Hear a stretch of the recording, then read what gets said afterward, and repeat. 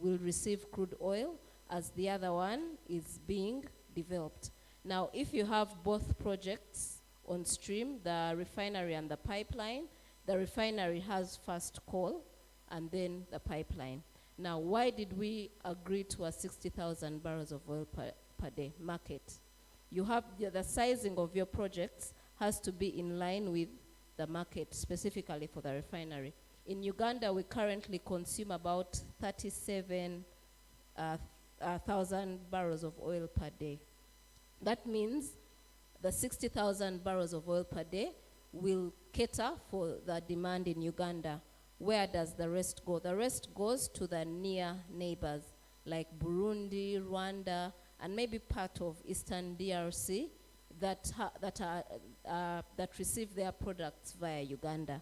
The reason why you cannot expand, and the people in the business world will tell you this, it has to make business sense. They cannot agree to do a 120,000 barrels of oil per day refinery when there is no ready market. The market might be there maybe in 30, 50 years as the East African community grows, and even us as a country we grow. But for now, the sizing of the refinery is based on the available market. Thank you. I would like to add, it's important to speak about another product that will be put on the market thanks to this project, is the LPG. Both Tilenga and Kingfisher will produce around 100 kilotons of LPG per year. And it's a huge opportunity really to transform a bit some, I would say, usage of charcoal, etc., leading to deforestation in the country. And why it's a big opportunity? Because today LPG is bought on the international market, produced somewhere in Middle East, brought to Mombasa, a port. From Mombasa, then truck to Uganda, and the price of LPG as a result is quite high. And this is a big opportunity first to penetrate really the market at a much better price for Ugandan and to help to transform the country. So it's an important also opportunity coming from the project together with oil. It's not only oil. Thank you, sir. So right now we would like to take the opportunity to get questions from the audience, and please try to be precise with your questions.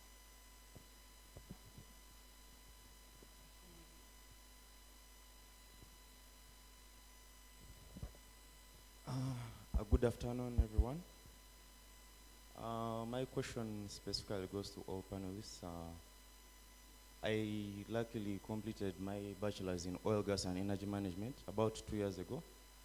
But the main issue is, while applying for jobs, you find that one of the qualifications is they need 5 years experience, 7 years experience, and I'm wondering, where is one supposed to get this experience when they're not given the chance to be part of the team? So help me break that down, please. Thank you so much.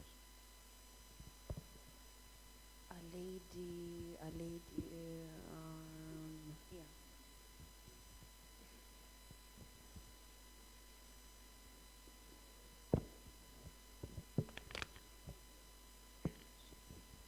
Good evening, good afternoon, everyone.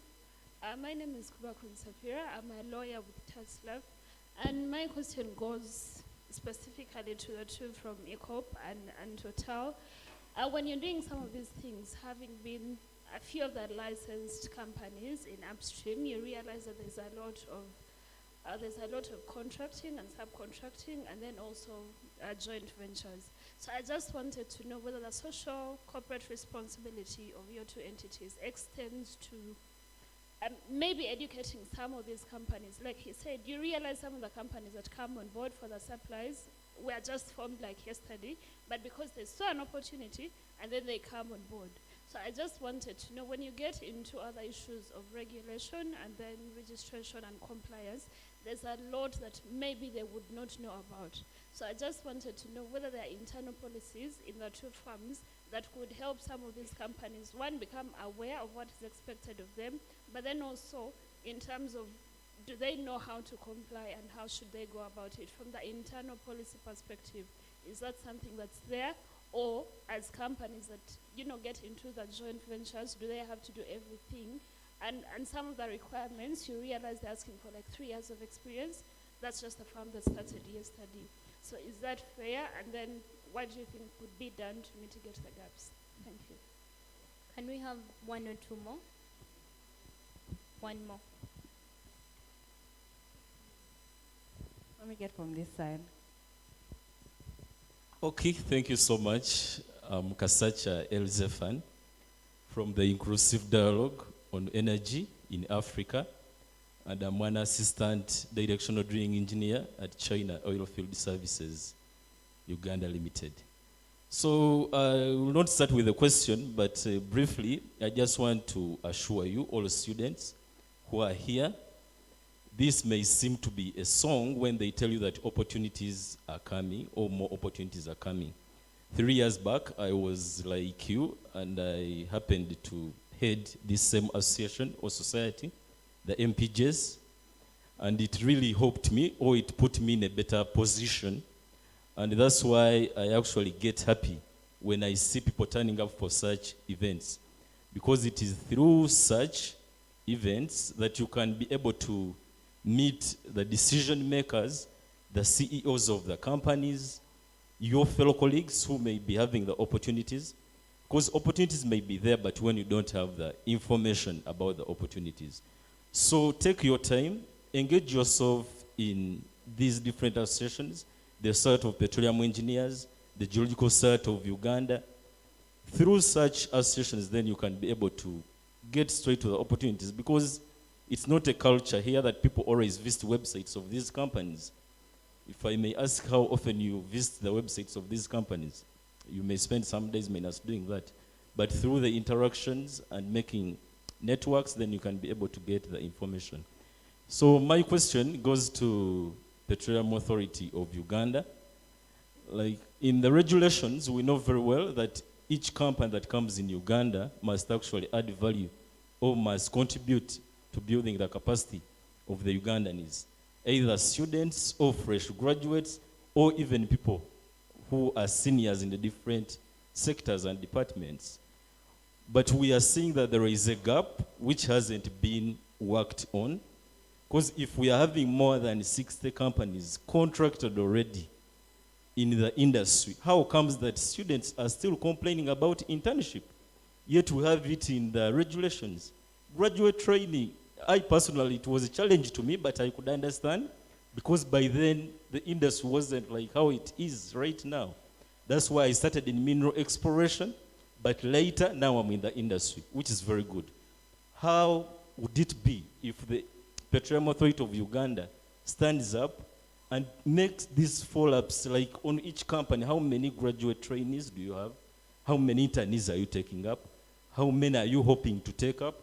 Say there is a clear plan, then you can be able to follow up and you can be able to pin these companies in case they are not putting this into considerations.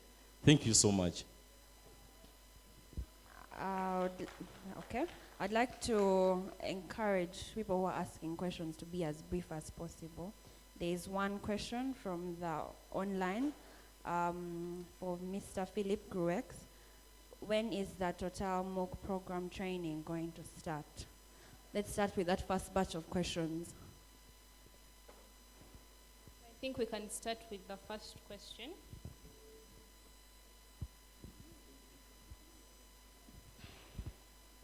For the first question, is a very relevant one, a very good one. We are in industry carrying risk, high cost, and of course we need seniority. And the diploma is a recognition that of basic knowledge and learning, but it's an industry where you learn a lot also on experience. And of course, to become a senior driller, a senior geologist, a senior geophysicist takes time. And we need those people.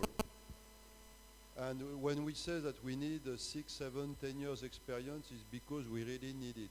And of course, I understand that for you it's an issue because you cannot develop this experience in your country, and if you, we need to kick off the system. And I see no other solution for that to accept, and this is a discussion that we should have with Petroleum Authority of Uganda and the ministry to have in our organization more people than needed, really, because to bring, each time we need a senior 7 years to bring a young graduated engineer to learn together that will replace maybe in 3, 4, 5 years this person when ready.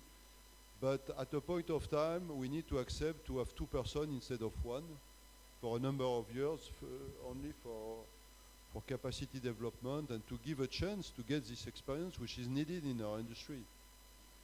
And but it's, I think it's a very important question, and we need to do an effort in that direction. And for me, I plan to recruit young graduated with no experience in technical domain. Today in support function we have all Ugandans, and we can find experience, accountant, IT, engineer, etc. But for the technical oil and gas related disciplines is much more difficult. So we need to accept to take young graduates and to onboard them on top of our normal organization.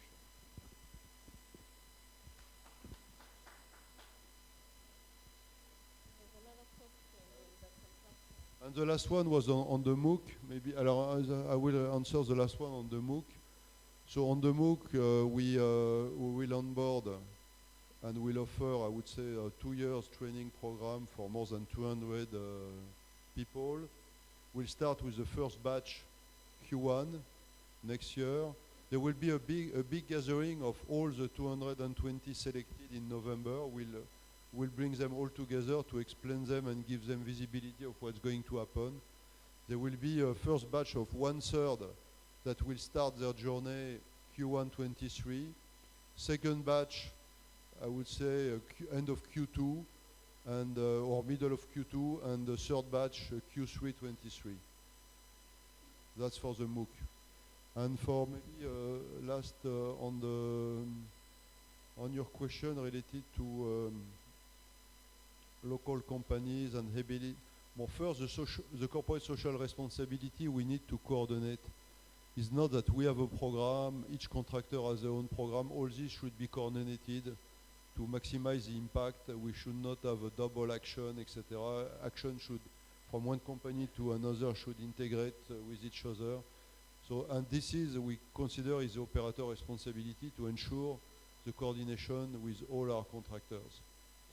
Second, when it relates to local companies, we need to help them, of course, to help them understand what is the level of expectation, and we should not use that to discard them and saying they cannot compete. But it's a bit like what we do in safety.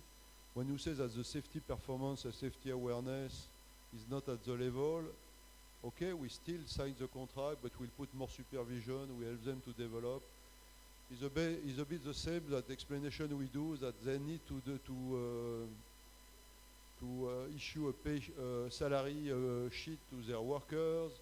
They need to follow a number of rules, and we need to really help them, but it should not be a criteria to discard them.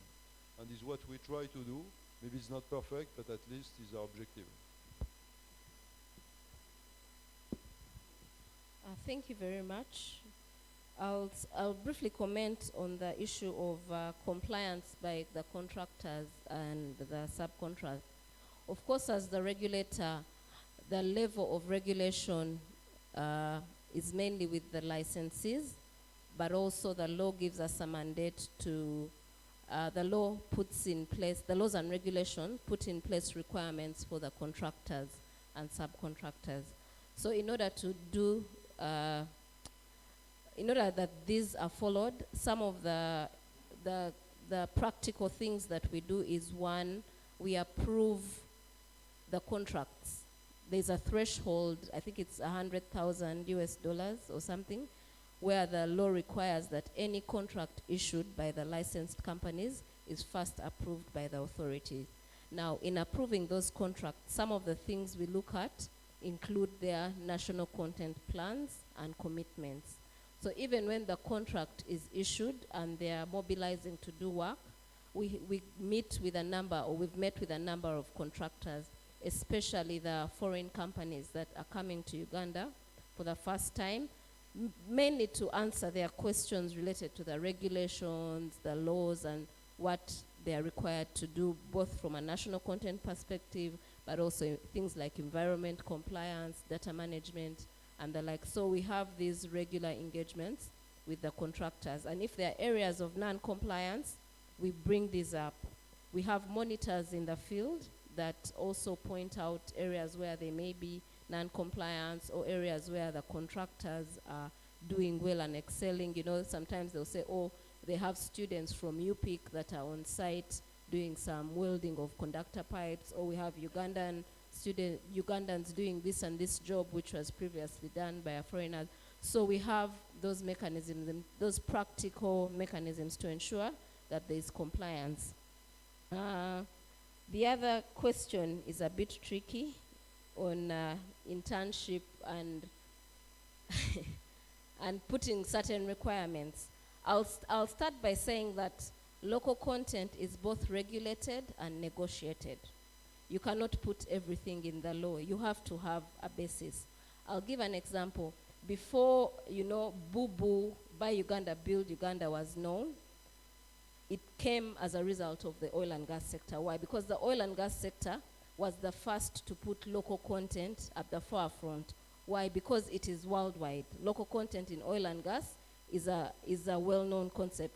So as we began to push, and that time it was the Ministry of Energy, as the Ministry of Energy began to push for local content policy, local content regulations, Ministry of Trade also picked it up and said, is this only for oil and gas? What are we doing in the road sector? For example, now the road sector also has I think a 30% requirement for road contractors for local content.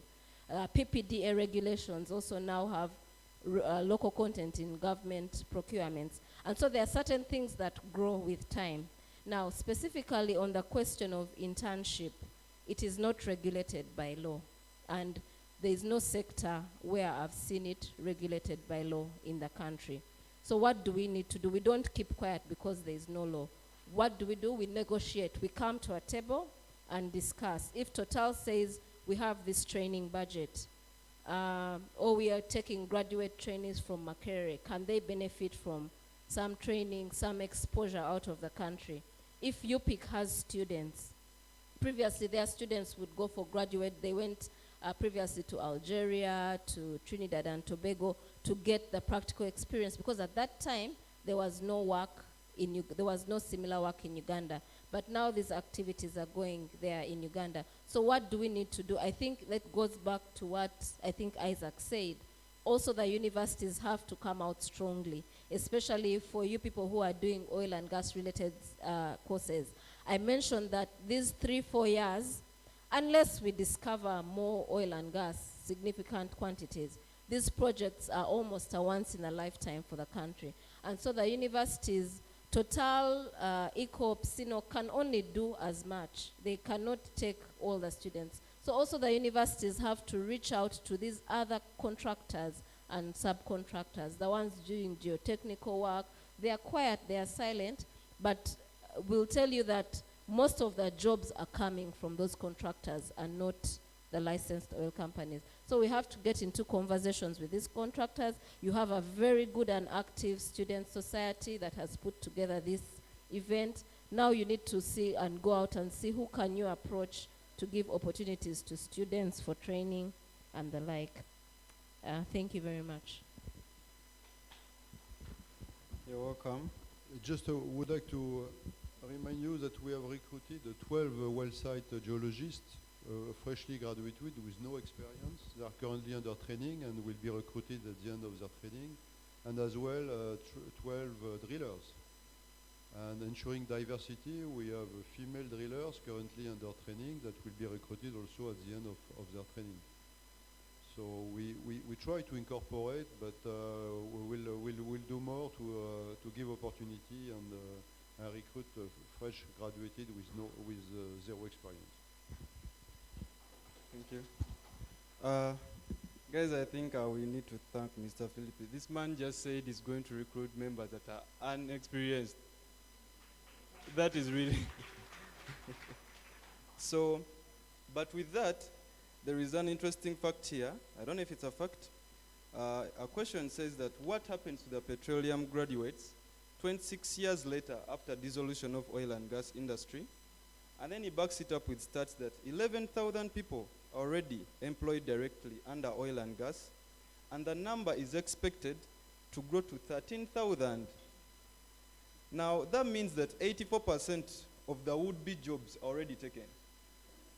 So, is the balance 16% really small to contain these people that are really interested?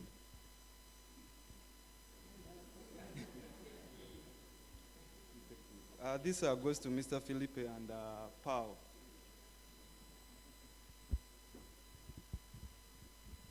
Well, I mean, to answer this question, first of all, I will speak about myself. I started working in oil and gas in France, where we had a gas field south of France, which closed. And then I had to move out of France. And since then, I've never worked in France, but I've been moving around the world. So as long as the world will be producing, there will be opportunity for experienced people, Ugandan people, to work anywhere in the world in the oil and gas industry. So that's the first answer on that. After, I mean, a lot of people that we will employ can work elsewhere. We'll have to employ a lot of electricians, mechanics, for instrumentation, planners, development engineers, that they can work in any other field.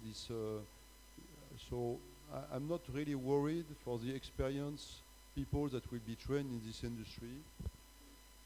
We do expect that there will be other discoveries following Tilenga and Kingfisher. There will be some exploration block already awarded, maybe new one to come. So there will be probably a second phase of this story. But anyway, I would say the development of the country and the industry as a general will be able to absorb and benefit from this all these experienced people who have been developed in the oil and gas industry. Thank you. I think that was a very good observation. I think from the very beginning, let me start with some not so good news. The oil and gas sector is not a mass employer. It doesn't have that many jobs. And that's why in the beginning, the ministry undertook a study in 2013, it was published in 2013, to map out, because there was a lot of excitement. The youth are going to get jobs, all the unemployed, you know. And so the study revealed that the new jobs that will come about as from these projects are 160,000 jobs only. We are a young population. Over 50% of Uganda's population is under the age of 30. Oil and gas is not a mass employer. And that goes back to the very first question that someone asked: how are we making sure oil and gas contributes to other sectors of the economy? Agriculture employs 80% of the adult population. And then you have tourism and other sectors. So what we are saying is that, number one, not everyone will work in the oil and gas sector directly. Now, what happens to the people that have, that have qualifications, that have studied, etc.? There are opportunities that may come outside Uganda, but the bigger opportunities are under the other sectors that are related to oil and gas. For example, we have Auditor General's Office that is hiring geologists. Why? Because they come in to audit recoverable costs. They come in. So they have to have people that understand. If Total said we needed this equipment, does an auditor understand the importance of this equipment? We have banks that are employing engineers because they are financing these companies that are doing work in the sector. So that is why initially I said don't look at only Total, CNOOC and Total. The direct and indirect jobs are few, but we have these other sectors of the economy that are linking into the oil and gas sector that have opportunity. But of course, unemployment is a big problem in the country, and the oil and gas sector can only do so much.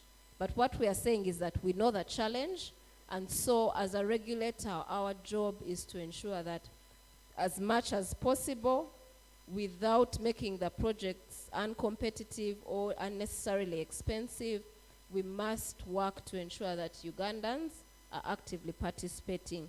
And even when there are no, when the current projects go down, as Philip has said, there is new exploration coming on board that is outside the scope of the studies that have been done. Thank you. Thank you. I just want to add that, I mean, you, for those of you who have started in oil and gas, you enter into the energy world of energy world, meaning that you will not do all your career in oil and gas. You will move to other energies. Some of you will move to geothermal. Geothermal, we need geologists, we need drillers. Some of you will move to solar projects, to wind projects. We enter in a world of a multi-energy, of an energy mix, and you will be energy engineers with opportunity in this new energy world. So we have an interesting question here to the ministry. So it was, who did the negotiations and how did they manage to get for Uganda only 15% of shares in ECOP? And as a follow-up, is this 15% of the oil sold or money generated from the ECOP pipeline?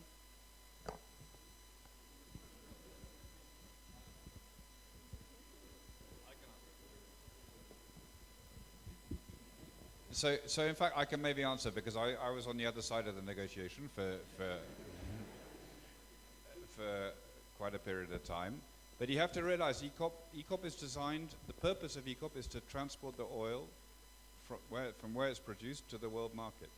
It's a big investment, and we say $4 billion of investment but the way it's designed is that the return is concentrated on the upstream sector, so on Telenga and on Kingfisher. The idea, that's where the government of Uganda has production sharing contracts which give it royalties and a share of profits, which is where the lucrative, so the more, ECOP has been designed for just a minimum rate of return so that it can attract investors, but that's all. So it doesn't make sense for the government, I don't think, to take more than the 15%. And also the 15% is balanced with what UNOC has in the upstream contract as well. So they have 15% share in Telenga and Kingfisher and 15% in ECOP. So it is more a balancing act and to participate across the chain than that's the main reason.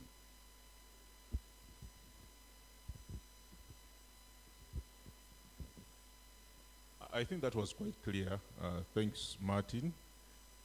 But just to put it in the simplest way, how much are we spending on ECOP? First of all, it is a transportation route, as he has mentioned. Transporting oil from Hoima up to Tanga. And we are spending over 3.5 billion or even more US dollars. So, how much are we putting in as a country? Look at the figures very well and then judge. The issue, I think people get it wrong that the 15% stake is related to what we are getting as a country. That's not true. That's about, it's more about financing the project. I think that's clear, right? After to explain how does it work, a production sharing contract, I mean, will lead us to spend a lot of time on that, but in some country, the state-owned companies, they have zero in the upstream as a direct partner, but they receive still a lot of revenue through the production sharing contract mechanism. which means through royalty and through the share between the partners and the state. So I don't want to enter too much in the detail, but even in Tilenga or ECOP, I would say the state through UNOC has 15%, but the share of the state in this project is much higher than that. Forgive me, I thought I just have a small comment, because from the charter online, I think this 15% issue is the most misunderstood issue. And you have to understand that, as they've said, ECOP, a pipeline, is different from Tilenga and Kingfisher. 15% in ECOP is not 15% in Tilenga and Kingfisher, where the oil is coming from. ECOP is like a road. If you have produce, I'll use Irish potatoes because that's where I'm from. Your money is from the Irish potatoes, which is the crude oil, and not the road, ECOP, where the Irish potatoes are passing. The road or the ECOP helps you transport your produce more efficiently, faster, without going in potholes, the most direct route, paying the lowest tariff, etc. And that's why government's share is more in Tilenga and Kingfisher, the crude oil.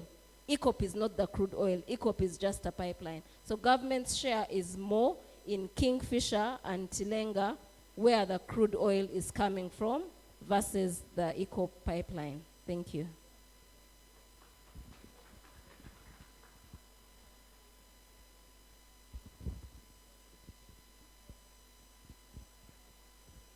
Okay, so a kind request. We're going to have questions in-house, but those of you that have questions directed to Mr. Philip and Mr. Martin, kindly do them now, because they have other engagements that they have to leave for.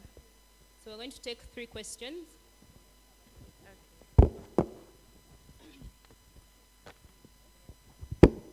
Thank you so much. Good afternoon, everyone. My first question is about the recent intervention from the Parliament of the European Union. How has that intervention affected the oil and gas sector generally?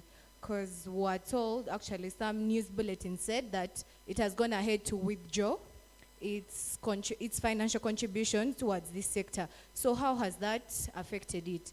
Then the other, I want to know that we know that ECOP is transporting from the Albertine Graben to the Tanga for refinery, but are there Ugandan authorities or like anybody is in charge of properly financing that oil? Because Tanga is not our land, it's in Tanzania. So is there anything that has been put in place to make sure that oil is managed, whether it being exported, whether it being transported back to Uganda? Yeah.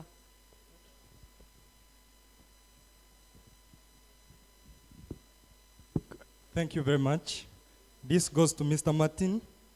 My name is Diego Derek from Chambogo University, Year 3, Oil and Gas Production. It's a technical question.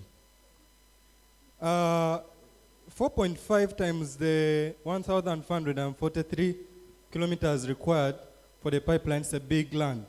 I'm wondering why the MVP power cables were planted a distance of 4.5 kilometers away from the main cable, away from the main pipeline.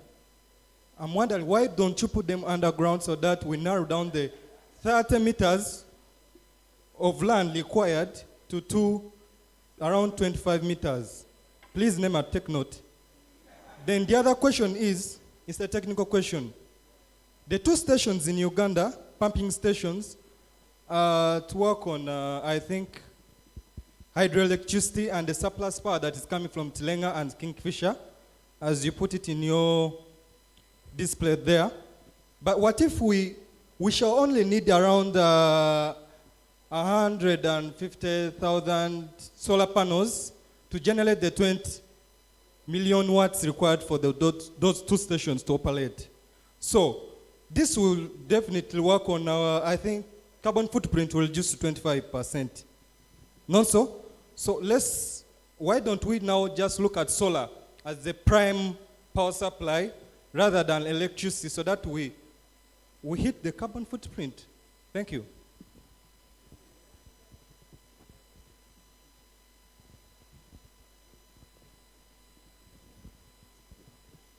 Thank you very much for the presentations.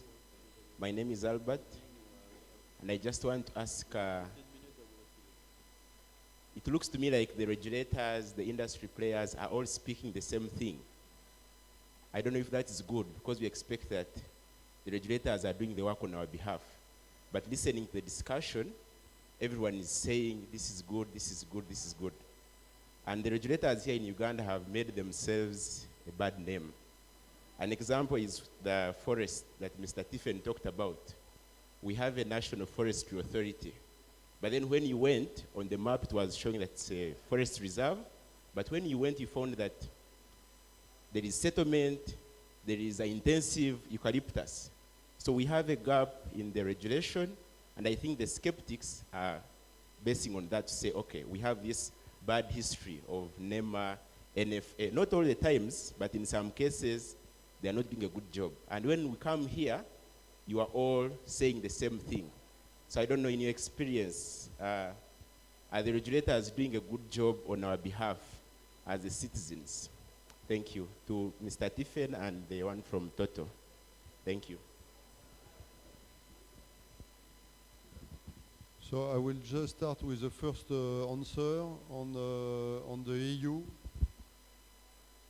Of course, it's a big disappointment. I mean, to have seen this resolution being voted without giving us a chance to explain, to correct all the wrong information that have been reported to the Parliament. Anyway, this being said, this resolution is a non-binding resolution. So apart from the reputation, etc., it has no consequence, no direct consequence. And you have seen that the Commission, European Commission, either in Uganda or in Tanzania, I mean, they have made some statement where they were not, they were supporting the project, and they made a statement which is a bit different from the Parliament. In Europe, we have a Parliament and we have the Commission. It's a bit difficult to understand how it works, but that's the reality. In country, in Tanzania and in Uganda, there is a European Commission, and this was voted by the European Parliament. Of course, it's not a good news. It's not going to help, but it has no direct consequence, no direct immediate consequence.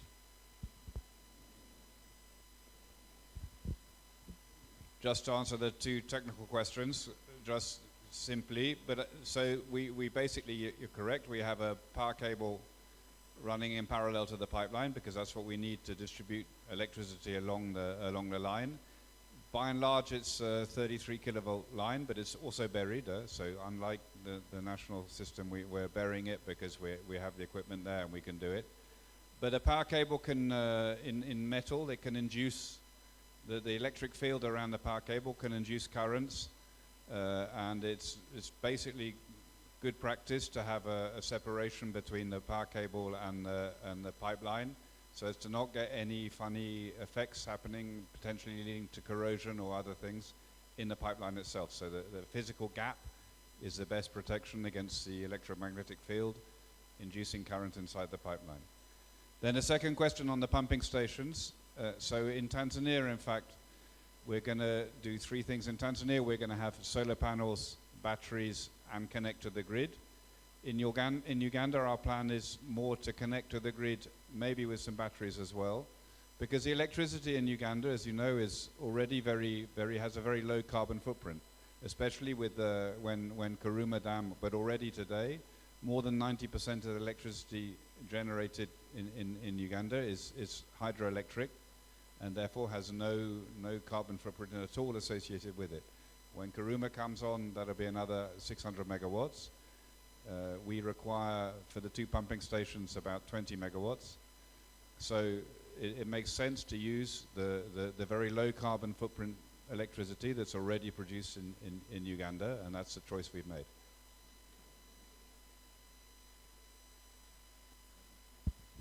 Thank you. We take note as NEMA, and we had taken note anyway. I hope his explanation has been clear for safety purposes. For safety purposes, the 33 kilovoltage line and the pipeline have a small separation. but they are all fitting within that same 30-meter corridor. Those of you who have done some bit of static electricity, you know why certain things are separated. Because static electric charges can cause, and remember, you're transporting petroleum, which is flammable. So you want as much safety as possible between these two. Someone says the regulators and the oil companies are speaking the same language. I don't know, you would like us to be fighting? Anyways, yeah, the truth is we are working in the interest of this country as regulators. I will speak on behalf of NEMA in particular. And sometimes these companies actually, behind the scenes, there are some very painful decisions.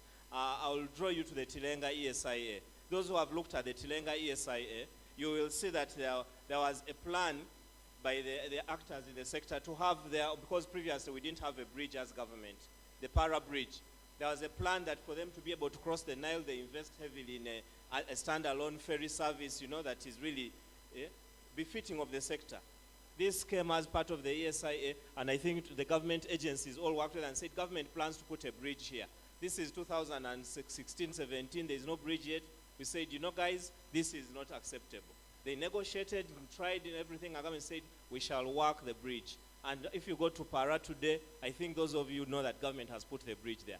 So there are certain cases, it's not that this child comes and says, Daddy, I want X, and they're given X all the time. The regulator is actually doing a lot of work behind the scenes. But probably it is not good manners to put fights because we're working in the interest of this country, and this is our oil, these are our projects. I mentioned something, there's compliance assistance, okay? Compliance monitoring, compliance assistance, and if we fail on those two, then we bring out the whip and say, guys, this is it. I hope you understand, yeah? But the regulators are doing their bit. The issue of Tala Forest, of course, there are certain historical issues which you wouldn't want to blame on the industry, but we learn our lessons and we take forward. Where you are not actually, this industry has complained. They have said, why do you give us, the standards for us are higher than the standards for everybody. And we have said, guys, it is biblical, to whom much is given, much is expected. Thank you very much.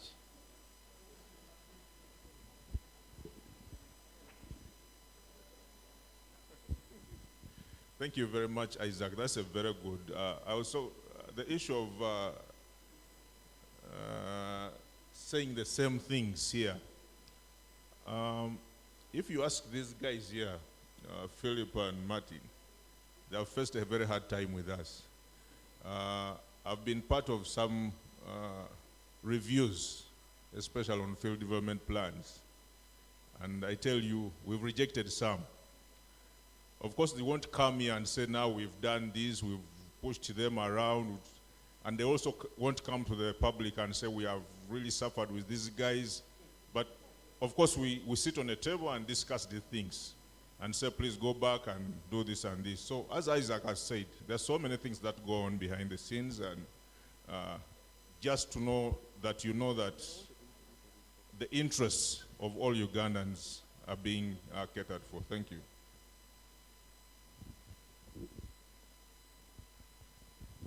Thank you very much. Unfortunately, Mr. Martin and Mr. Philip have to leave because they have other engagements.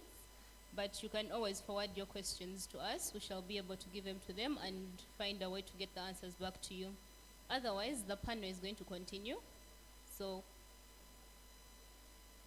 the questions can keep coming in. Thank you so much for joining us and honoring our invitation. No, it has been a pleasure, and you can feel free to invite us anytime you have questions, and we will be happy to come back in front of you. Thank you.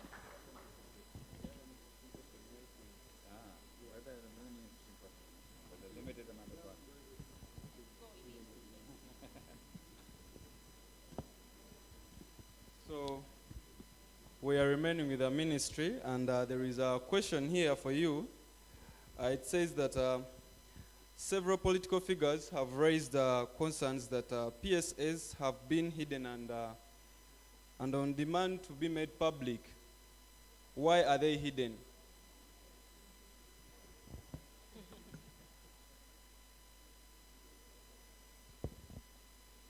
Thank you very much. I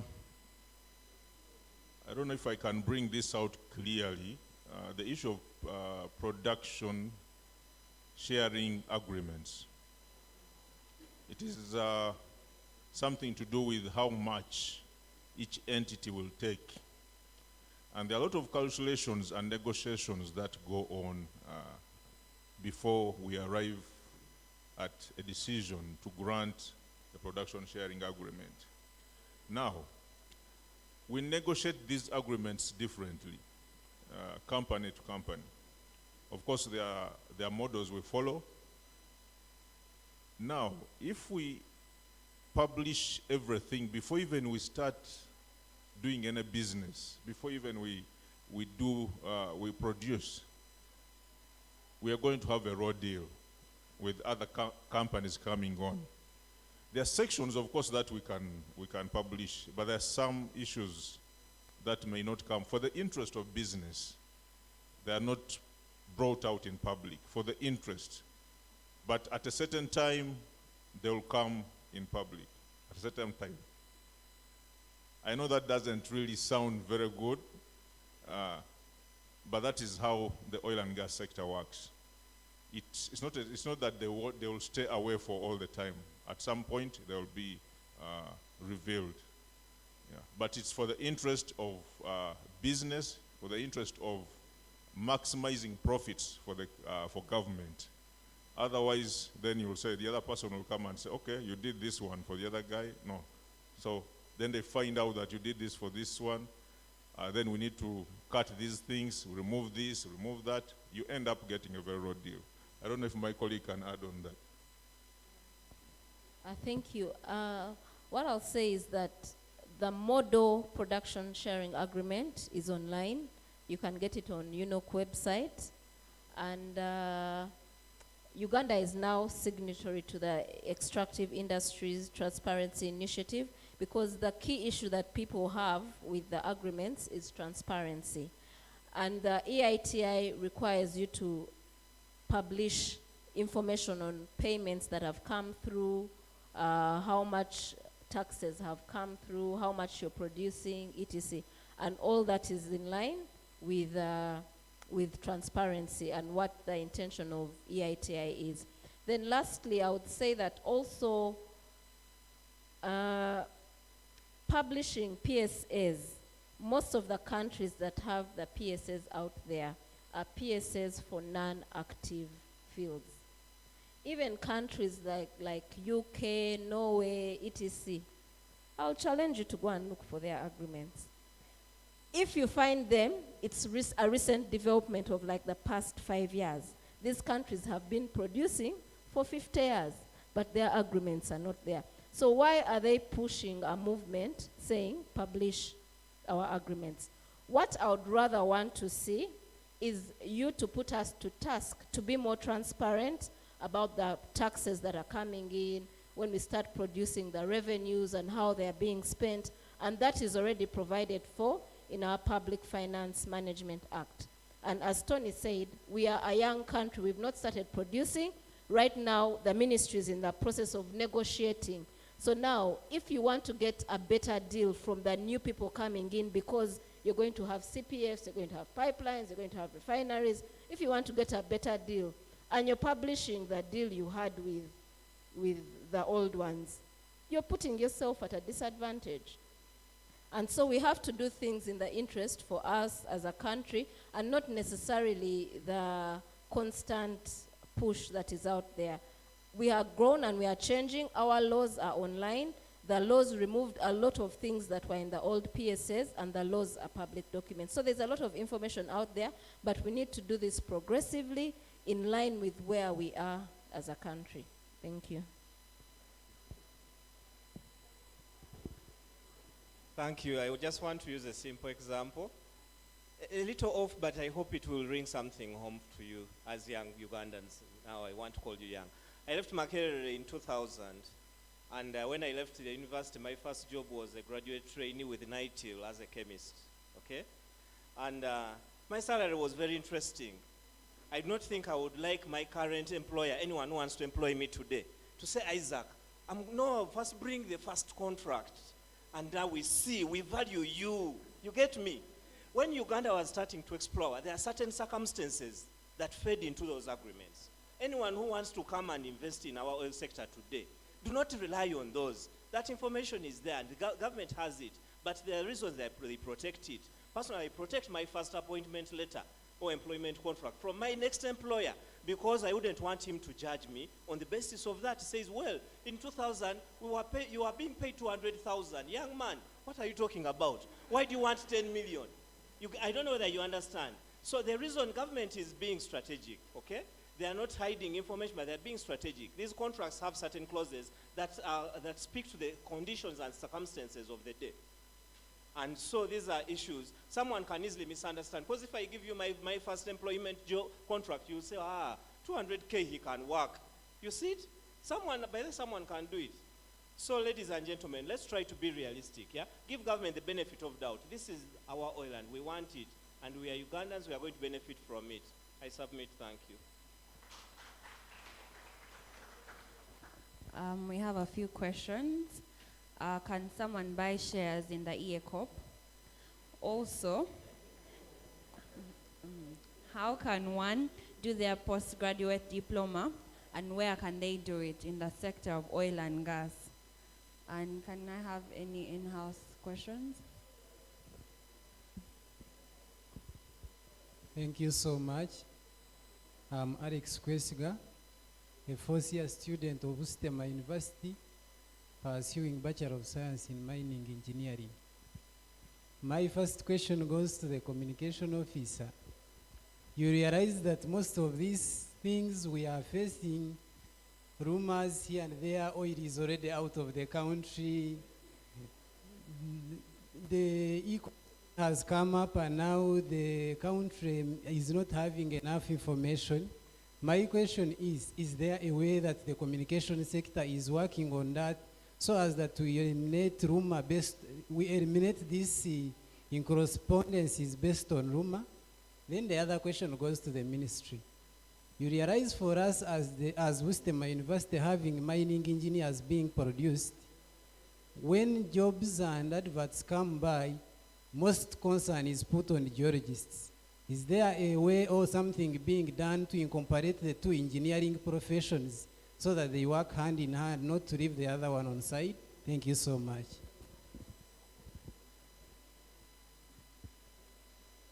Let me get from the other corner.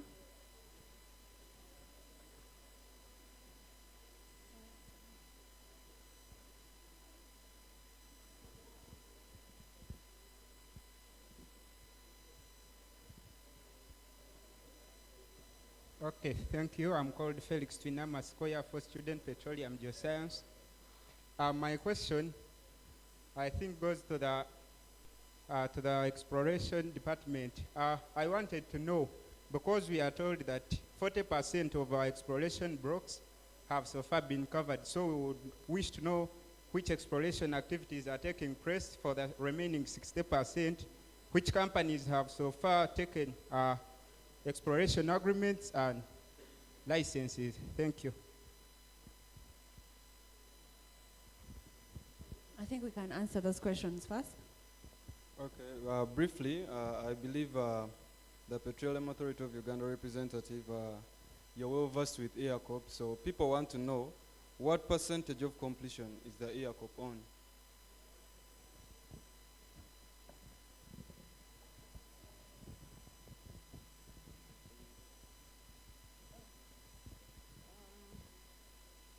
Thank you. I'll start with the question on buying shares in ECOP. Currently, it's not possible because you can only buy shares as an individual if a company is listed on the stock exchange. So some of these international oil companies are listed in other countries. They're not listed in Uganda. So you can't buy shares. The shares that Uganda has through the government and its nominee, Uganda National Oil Company. On the information dissemination, that's very key, Alex. And I think all of us are communication officers of some sort. And so when you're in this WhatsApp group, when you're in your Kafunda somewhere, when you're in a Serena Hotel, and someone is spreading unfactual information and you are seated here for the whole morning, I think you have a responsibility to join the effort to share correct information.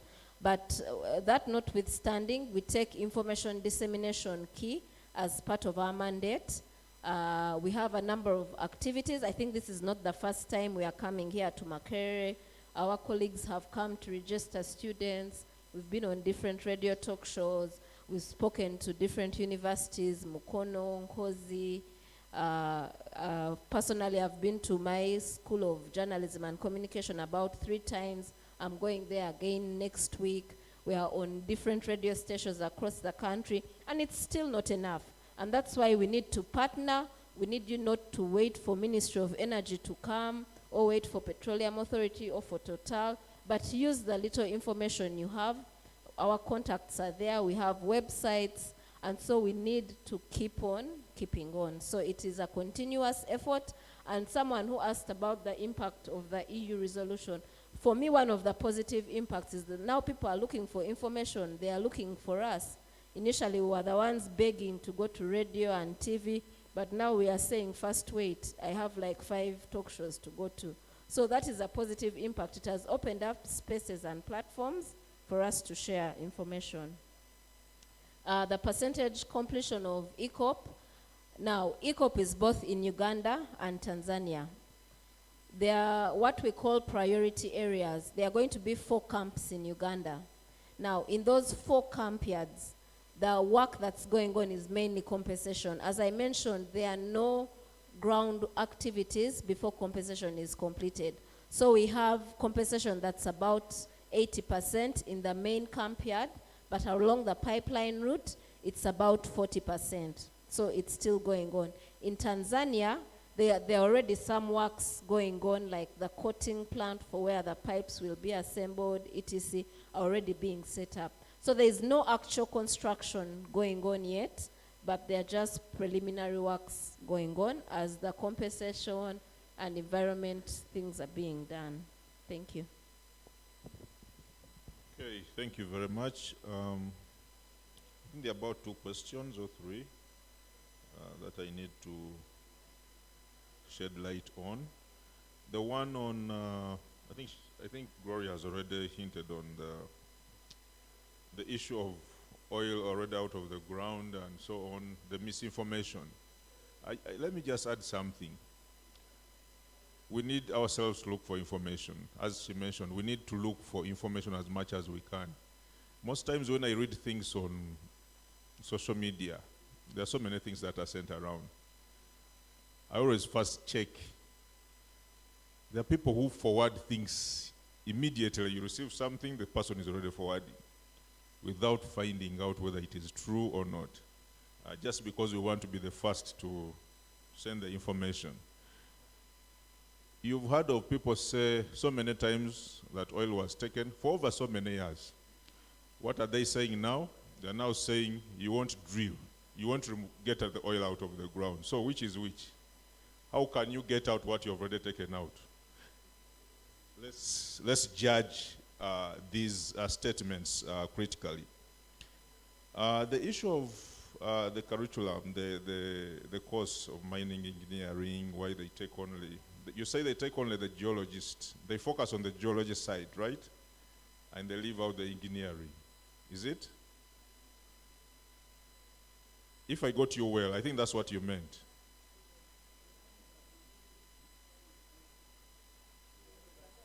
Okay, more opportunities. I don't think so. I think it depends on what the company needs.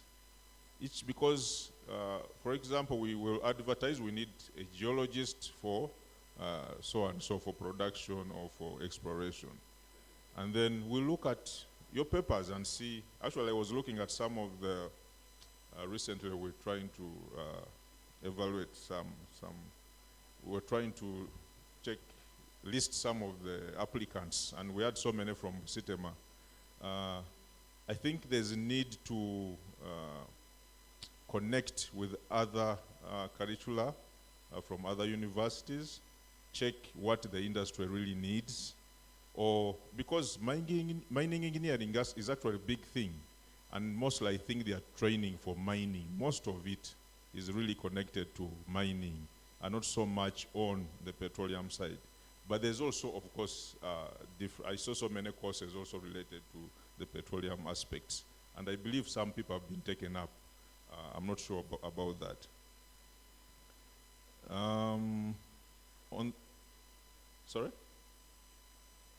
Then the 40% issue, the licensing of the Albertine Graben, we've mentioned that 40% has been licensed or has been, that's the area we've looked at. Okay, extensively, I think you should say extensively explored. That's 40%. Now, we have so many, actually, if we were to really remove all the other areas, the licensed part is, I think, about 15% of the Albertine Graben. If we are to just focus on the licensed areas, it is only 15%. But the extensively explored, about 40%. So what is happening to the other areas? Government, I think she mentioned very well in her presentation, government is looking at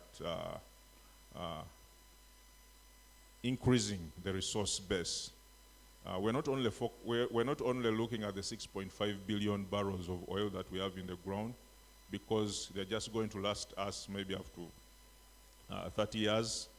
We are looking at extending, improving this, because if we have the ECOP, and possibly we could increase production, our peak, I don't want to go through that, our plateau, those of you who have looked at the production profiles, our plateau is about 4 years. Like the maximum production of about 230,000 barrels of oil per day is about 4 years. So the rest of the years will be declining. That means we need to increase our resource base. So we have companies that are doing that. We have Oranto Petroleum, she mentioned it. We have Ama Energy, and we are expecting that we shall have some good finds. Possibly we could add 1 billion barrels, and this will be reported. Of course, PAU is mandated to do that, to review and update the country on the resources, especially also the reserves in the country every year.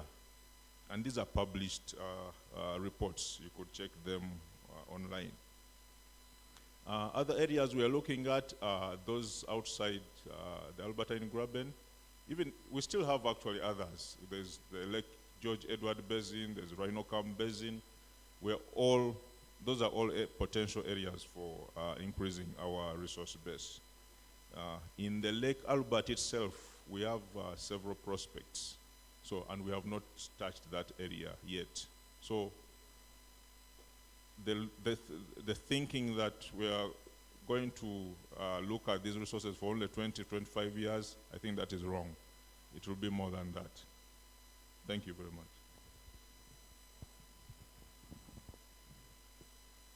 Thank you for answering those questions. We have a question from one of the law representatives here. Considering practical and legal challenges in Uganda's employee protection laws, what mechanisms do Total, EACOP, and UNOC have in place to deal with employment disputes and employment occupation and safety? Can I have some of the ladies who have questions?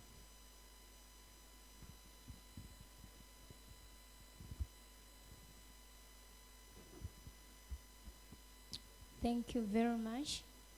I'm Natrinda Docas, and I'm from the Department of Environment. And here is my role to task my fellow environmentalists. As we well know that, you have already said that the environmental impacts assessment is already done, and the mitigation measures are already complete. Then now, I will go to my fellow third-party benefiters or the losers. We know that, as you have said, that this is a national organization, or it has been started by the government. And we say, when you say the government, we expect that the government aimed at benefiting from that and has the aim that after when that project is successful, the government will acquire some of the money from it. But now currently we see me as a third party who is not in the government, and in the next years I may not get an opportunity to be employed there, and I'm in Kasese. I have to face that costs of the project. You will mind, yes, there will be pollution.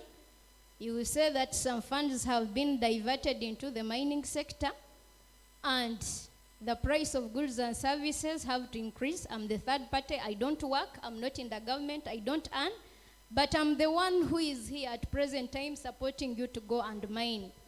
How can I, a student, go out there as an environmentalist, convince my fellow student that I have agreed today that let them go and mine, when actually after the government will say that now the price of fuel has increased. Now currently the kilogram of rice is at 5,500, sugar is at 5,200, and the portion is at 4,000. How will I convince my fellow campusers that they have diverted some of the funds to another company and they come in to say that the government has no funds when actually me, a campuser, I'm dying of hunger?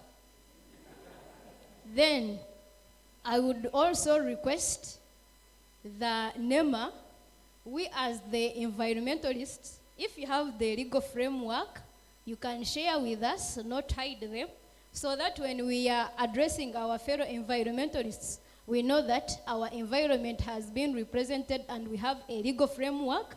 And when we are there in outside in the field and we get like an opportunity to be employed in your company and you're tasking us, if we know the legal framework, we can also be able to present. Because we have seen several projects, they come in, they lie that we did the legal framework. We have the ESIA processes, the steps, the scopes, the screening. Yes, those ones, they are individual information. But then we can also have the legal framework for our own academics. Thank you. Thank you. We have a question here. It comes from Nomwesgwa Owen. He says he has been coming up with a solution to minimize a certain impact of the oil industry.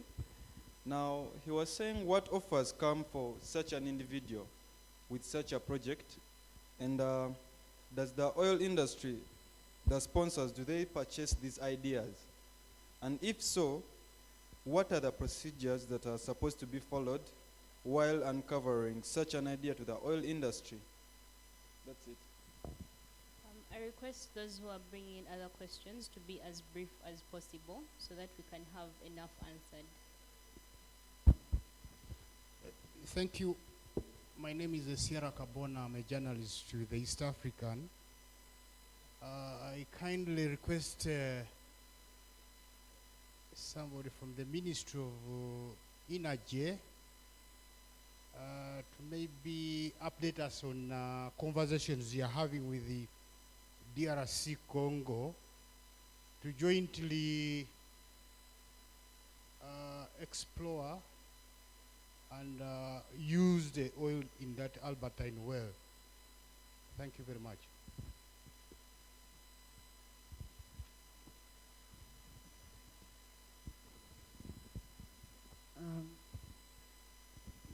All right, thank you so much. My name is Panga Simon Ramsey from Macquarie University, Bachelor of Geographical Science and senior year. Well, my concern is simply to NEMA. Well, a couple of statements will run around the oil and gas sector, but basically the song that you shall always hear is pollution. Well, you came up with a very biased presentation, which I actually appreciate because it actually shows the problems and the status quo. Well, my actual resolution would be that instead of now coupling up these things with polluter pays principle and the like, why don't we embrace the element of carbon engineering? What am I trying to say? I'll define a tree as a natural unit of production.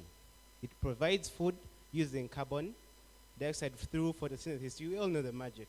Well, an industry as well is going to use carbon dioxide or other carbon elements to produce the same things, and we have products as well. And the same applies to the oil industry. Why don't we do something about the vent that is actually now literally taking out the emissions to the environment? There is a way, as a chemist, you believe with me that carbon dioxide doesn't exist without carbon elements. Can't we remove the carbon elements from the emission so that instead of releasing carbon dioxide, we release oxygen, just like the trees we're advocating for? Thank you. I think let's first have those answered, and then we can take more questions.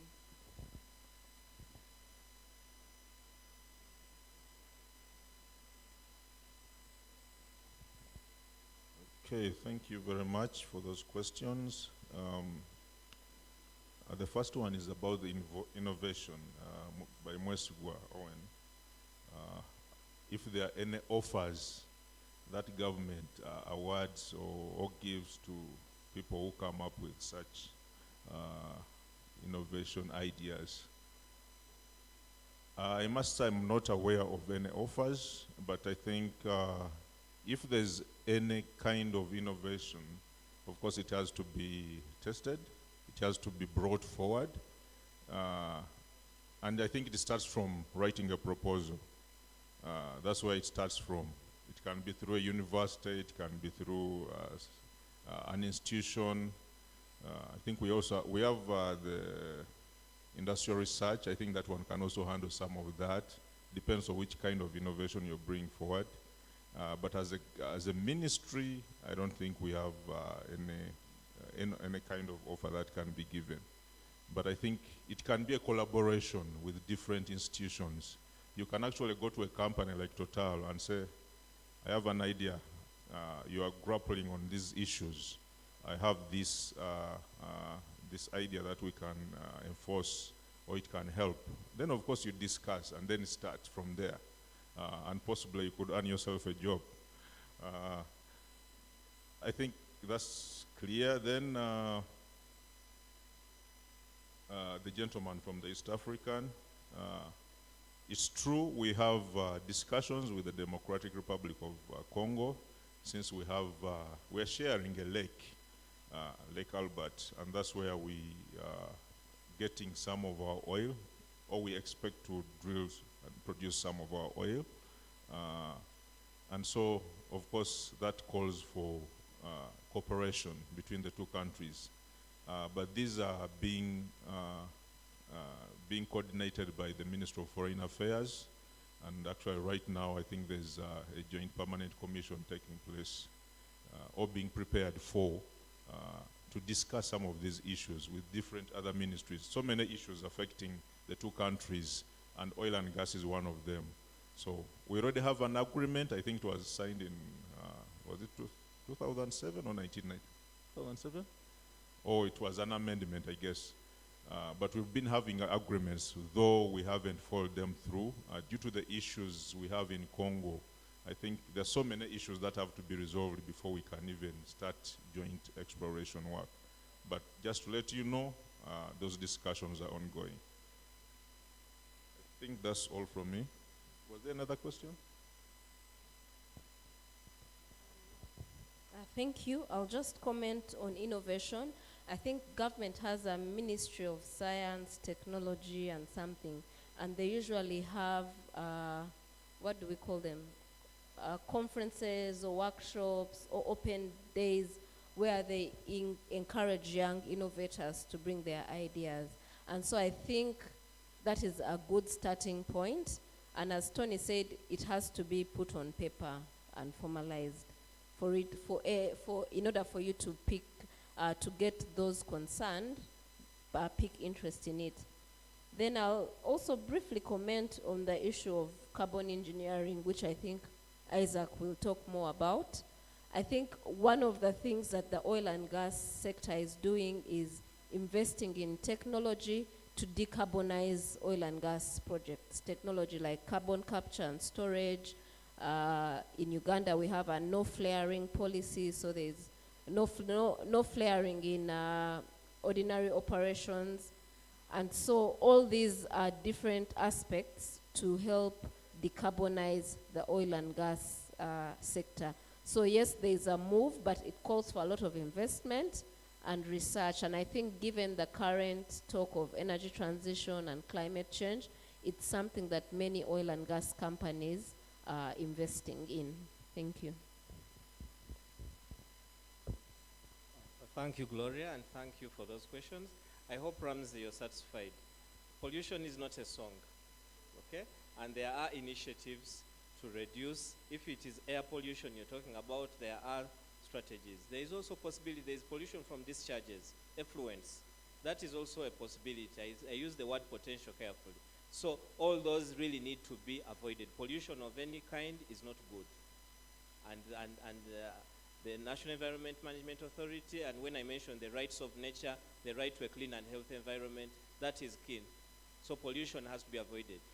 The issue of carbon capture, carbon storage, and there are so many engineering perspectives to this, but you are not, the issue is where is carbon best, because I hope we all remember the principle of conservation of matter. Yeah? The principle of conservation of matter, guys are in school. Matter can neither be, no, it simply transforms from, absolutely. So that is, I did this in 1997, long ago, but, I still have a bit of that. So I want you, and especially, and I mentioned it earlier, I said, young people, you have the solutions. The issues you're bringing on the table. There are so many entities out there, even the oil companies. If you can innovate something at university level, and it addresses, because the pollution is a global problem. There was something the United Nations tried, the global community tried with Ecuador. I don't know that you read wide.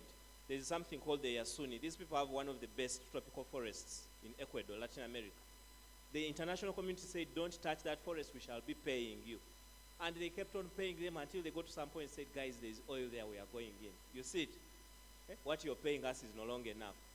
So you must find solutions that, are sustainable, that are really, that address the problem generally, to the satisfaction of everybody. But it's a good issue, and like Gloria has mentioned, there are lots of discussions. Yeah, we are looking at air quality standards, there are punitive, interventions. We are looking at fining everybody, but you cannot produce one law, a law that is biased. You cannot say, okay, well, now for the oil and gas, the emissions of carbon dioxide, you pay a fine. Then the tukutukus and our borders that are emitting a lot, then you say for you don't pay. So when we put that law in place, air quality, air emissions, it's going to cut across. And we must make sure that it is really a law that is equitable, okay?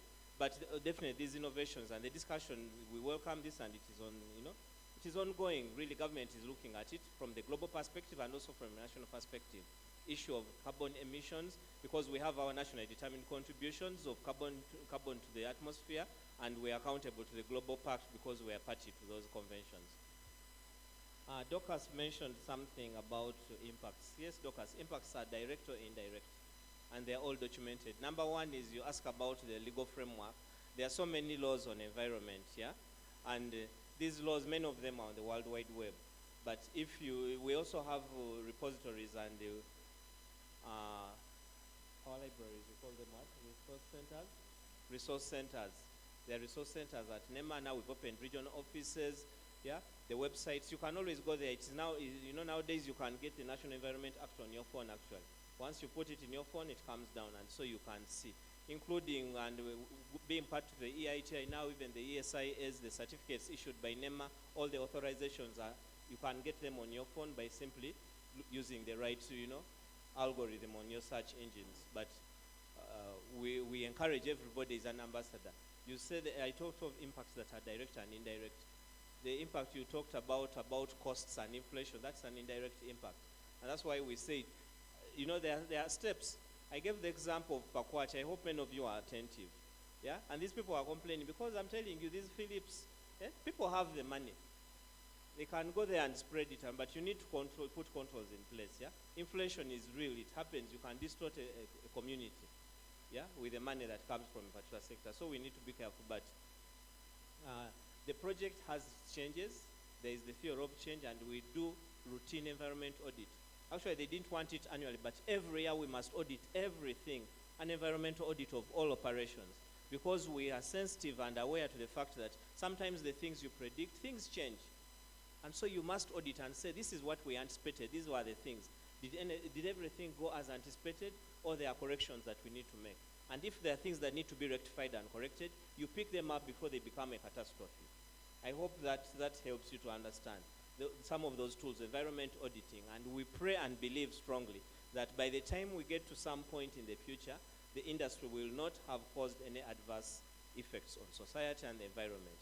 We started this journey 2006 first discovery. It showed some pictures, and to date, as a country, we are still very proud and say, okay, things have gone right. We've been slow, but we've not gotten it wrong on the environmental front. And we hope we can move right in the same spirit, and we get things right as we move with this industry, because it has the potential for really the negatives. Thank you. Thank you so much. As we come to an end, we'll have a few more questions. Although I encourage all of us here not to just have this information and keep it to ourselves.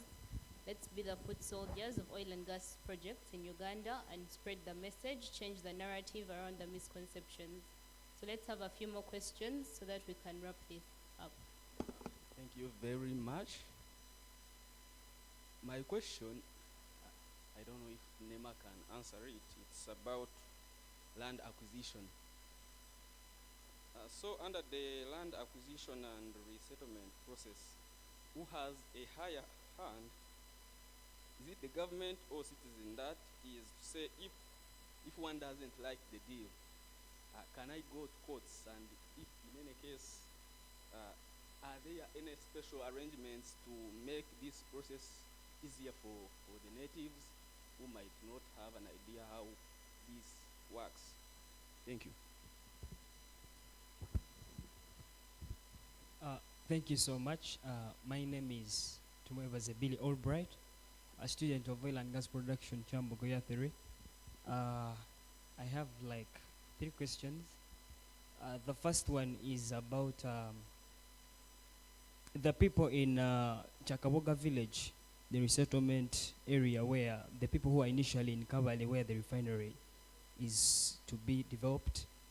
These people claim that the place where they were relocated was not satisfying the conditions they previously had when they were staying in Kabale. So, like, some of them had complaints like they do not have enough grazing pasture for their goats, cows, something like that. And then also, there were other issues regarding some of the promises that the government had promised to them, like construction of the pitch, some things that can make up their life in the new resettled area. So I don't know if, I want to know whether there is, according to the Asia, there is that stage of monitoring, the monitoring the things that were put in place. So I don't know if that was really implemented, if the monitoring did consider that. Then another question is about in Bulisa. When you look at Bulisa, the upper part where the oil and gas projects are happening is actually the part of the productive area in the Graben, like where farming takes place. And then the other part near the lake shores is not productive. It has a poor soil drainage system. So according to the current activities which are happening right now, many of the people have actually started getting drawn more into the industry. Of course, that's more of the Dutch disease, because I do happen to come from that side. I have people who are going into the camps to wash plates, and these are old women who would have been like, farming. But now, if these people are drawn from the farming area and they do come into the oil and gas industry, so you realize that in future there will be an imbalance of food production, something like that, within the region. So I don't know if there is a strategy by the government to try to curb down that effect of the Dutch disease, even countrywide. And then also, South Africa has about 20 types of minerals, and they have contributed 4% of the world's mineral trade. And Uganda here, we have 50 types. more than them.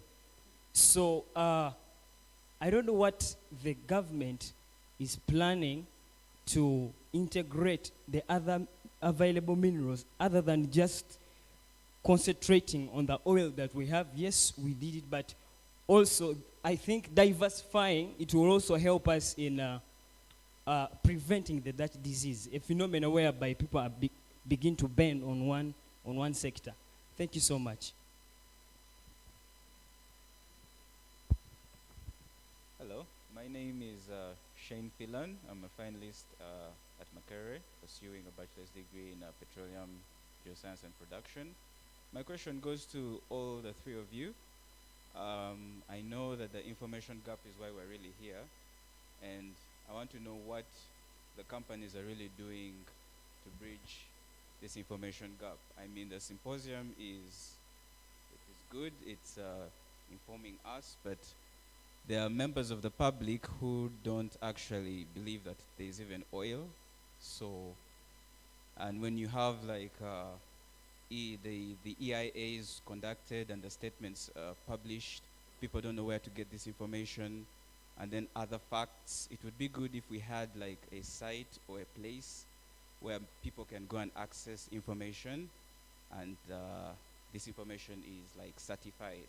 So my question is, what are you guys doing to improve on that? Do we have a question from a lady? Just one, only one question. No ladies. Okay. Yes, thank you so much. My name is Priyahewa Nicholas. Okay, my question, I would like to know whether you invested much in data science. Because on my observation, I'm seeing some knowledge gap. So, for example, if you invested in data science, I would like you tell me about how many, like, for example, me, I'm an agriculturist. I would like to know how many, like, matoke, like your workers in the oil project will take a day, chicken, maybe vegetables, and all sorts of food. I would like to know the data. Because I'm seeing for you are concentrating on information era, yet we are now in data era. So that's one. Then another question is about the total energies. I would like to know, is this Albert a new intervention, or they have done some exploration in like that type of, I would like to know whether it is a new innovation or intervention about getting that oil. Why is it that they are concentrating on environment, yet they have been dealing with that oil, they have that experience? So that's why I'm saying my observation is all about knowledge gap, whereby maybe we don't understand what we want. That's why they are confusing on us, because we don't know. So if they have experience in exploring that oil, I think they have the solution of that environment. That's the knowledge gap I'm telling you.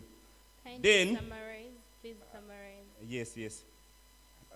Let me say, then the final question is, I would like to, the environmental stuff, I would like to do more innovation about ecosystem friendly innovation. Like, for example, you can plant trees which are eco-friendly. You make research and try to invest in data science. That is my observation of what I have seen. Thank you. So before you go to answer those ones, Pao, you have a question. They say, as a regulator, is there a way aimed at protecting the interests of workers?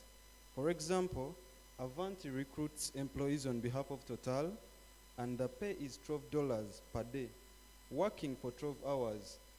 The professional working hours are 8 hours. So why are there no allowances for the extra 4 hours?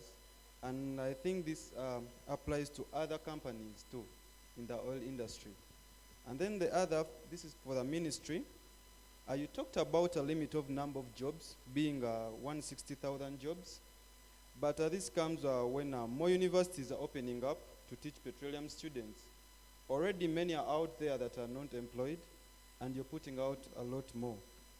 So what is your mitigation plan for that, if you're to consider that?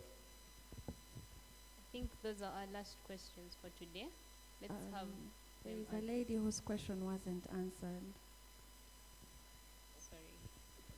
Sorry, I was just saying that I hadn't gotten clarity about the question I was answered. How the oil from Tanga in Tanzania, how is it being managed? Which provisions have been put in place? Which facilities? Are there any bodies that are monitoring that oil after it has been refined? Because remember, it's in Tanga and the oil is coming from Uganda. Thank you.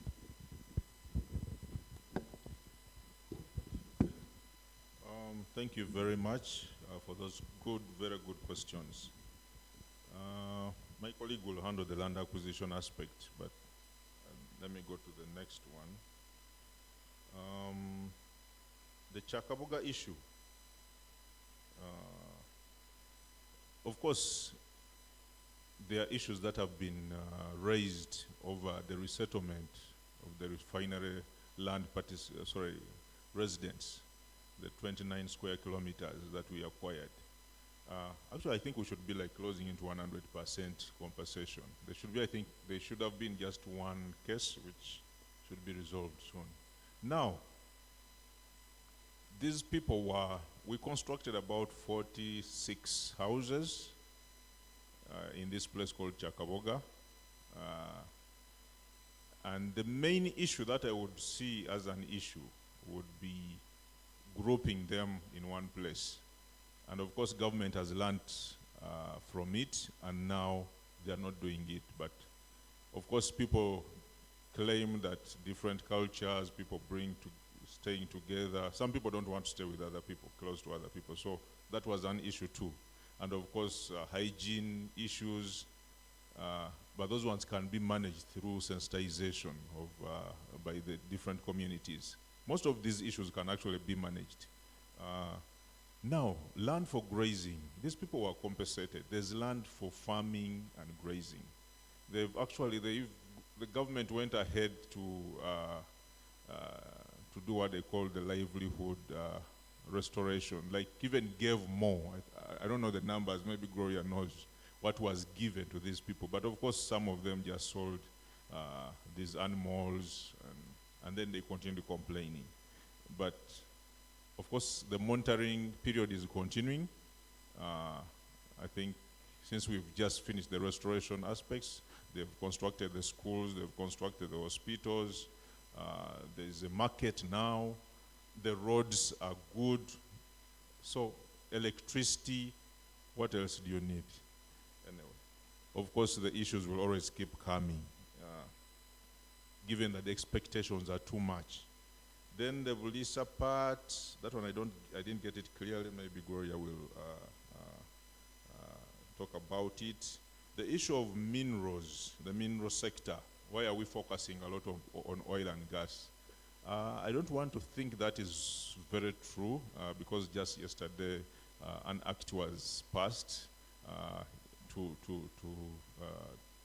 regulate the mineral sector. That means government is paying very good attention to the mineral sector and knows that there's a lot to come from it. As you mentioned, over 50 minerals in the country. But of course, I don't want to compare to South Africa because I think the quantities may be very different, very large quantities. So, but also in Uganda, I think we have a very good potential. And if we, as you mentioned, if we focus more on it, we can really generate very good revenues.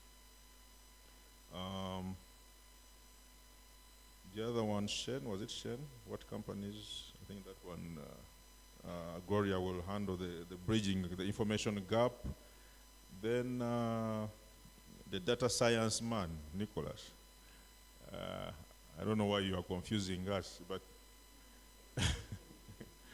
Well, for me, what I know as data is information. It's big info. Okay, it's just a collection of information. Of course, you'll have sets, but I know you have your ideas, but generally it is information, because what you get from data is you get information that you can analyze. I don't want the issues for us as the petroleum sector.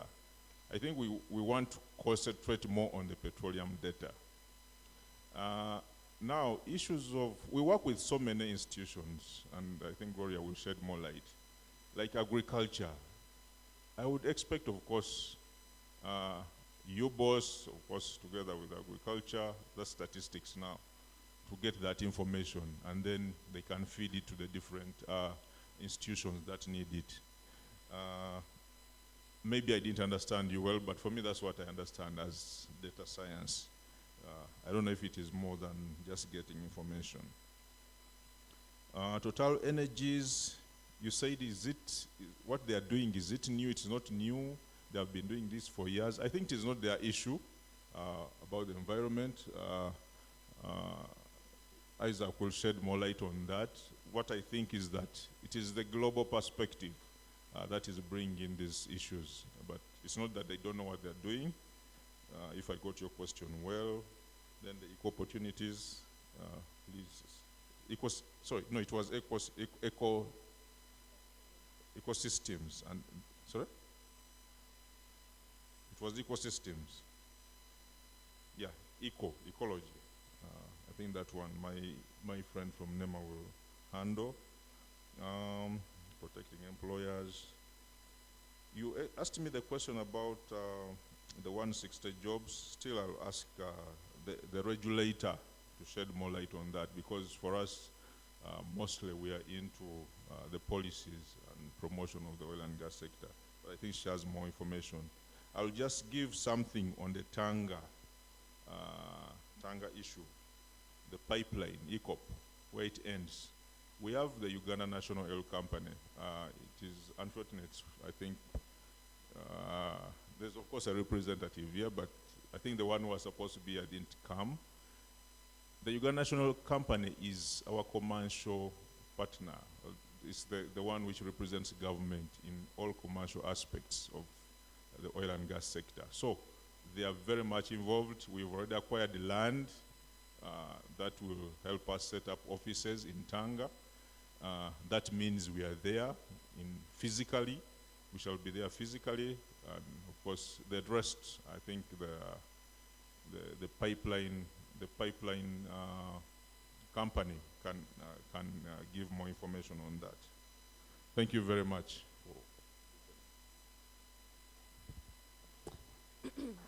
Thank you very much. I'll start with the question on land acquisition. Who has the higher hand?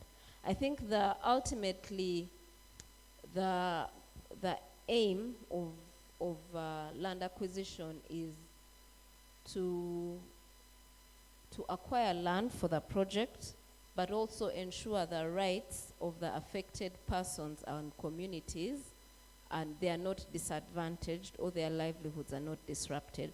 So it's not about who has the upper hand. And that is why, I'm sorry, I think when I was presenting, because it was towards the end of my presentation, I rushed over the issues of land acquisition. But allow me to spend maybe 2 minutes or so talking about this. So what happens during land acquisition is what we call a resettlement action plan study. Now, the aim of that study is first of all to see where are the boundaries of the land acquired.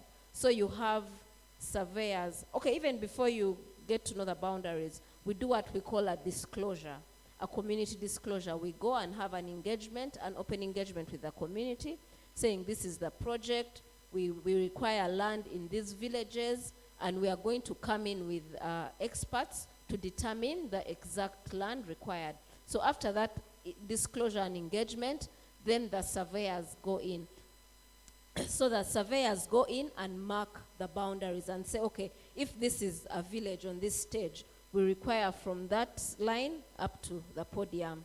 So after the surveyors have put in boundaries, the next people that go in are the valuers. the valuers come and say in who is affected in this land and what is affected. So who is affected are the people. What is affected is how much land is there and what is on that land. Are there crops, houses, trees, mango trees, etc.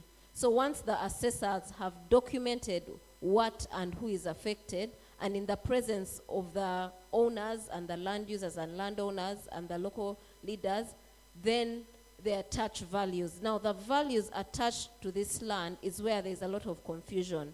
It is not the oil company that determines the values. The values are determined in the district compensation matrix. Every district in Uganda has a compensation matrix, whether you have oil or no oil. Because, for example, if I want to build a road, if I want to build a factory, if my cows eat my neighbor's crops, how will I know what to pay? So each district has a compensation matrix for temporary structures and crops and trees. So it is those values that the oil companies use, or the government or whoever is acquiring land use to pay. Now for land is done by professional surveyors by using their known principles. They are universally accepted principles. They say, how close is it to a road? Is there electricity in this land? Is there water? Land by the roadside cannot be valued the same as land deep down in the village. So those principles are used to, and then they look at how much has land been bought and sold in this region. Valuing land is not done by future value, saying, oh, you're going to put a pipeline here, so my land has to be that future value. No. Anywhere in the world, land is done at present value. Present value. And so all those values are what we use to compensate the project affected persons or communities.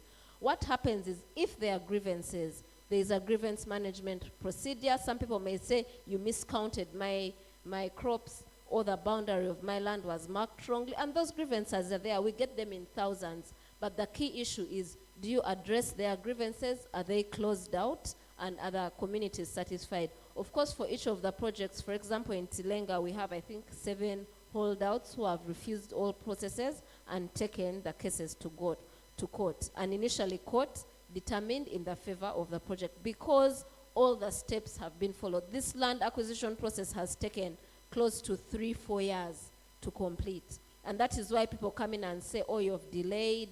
And it's true, it has delayed and it has an impact, but we come in to say, okay, what is the middle ground? Can you give a disturbance allowance? Can you give an uplift per year for the number of years you have been going through this process?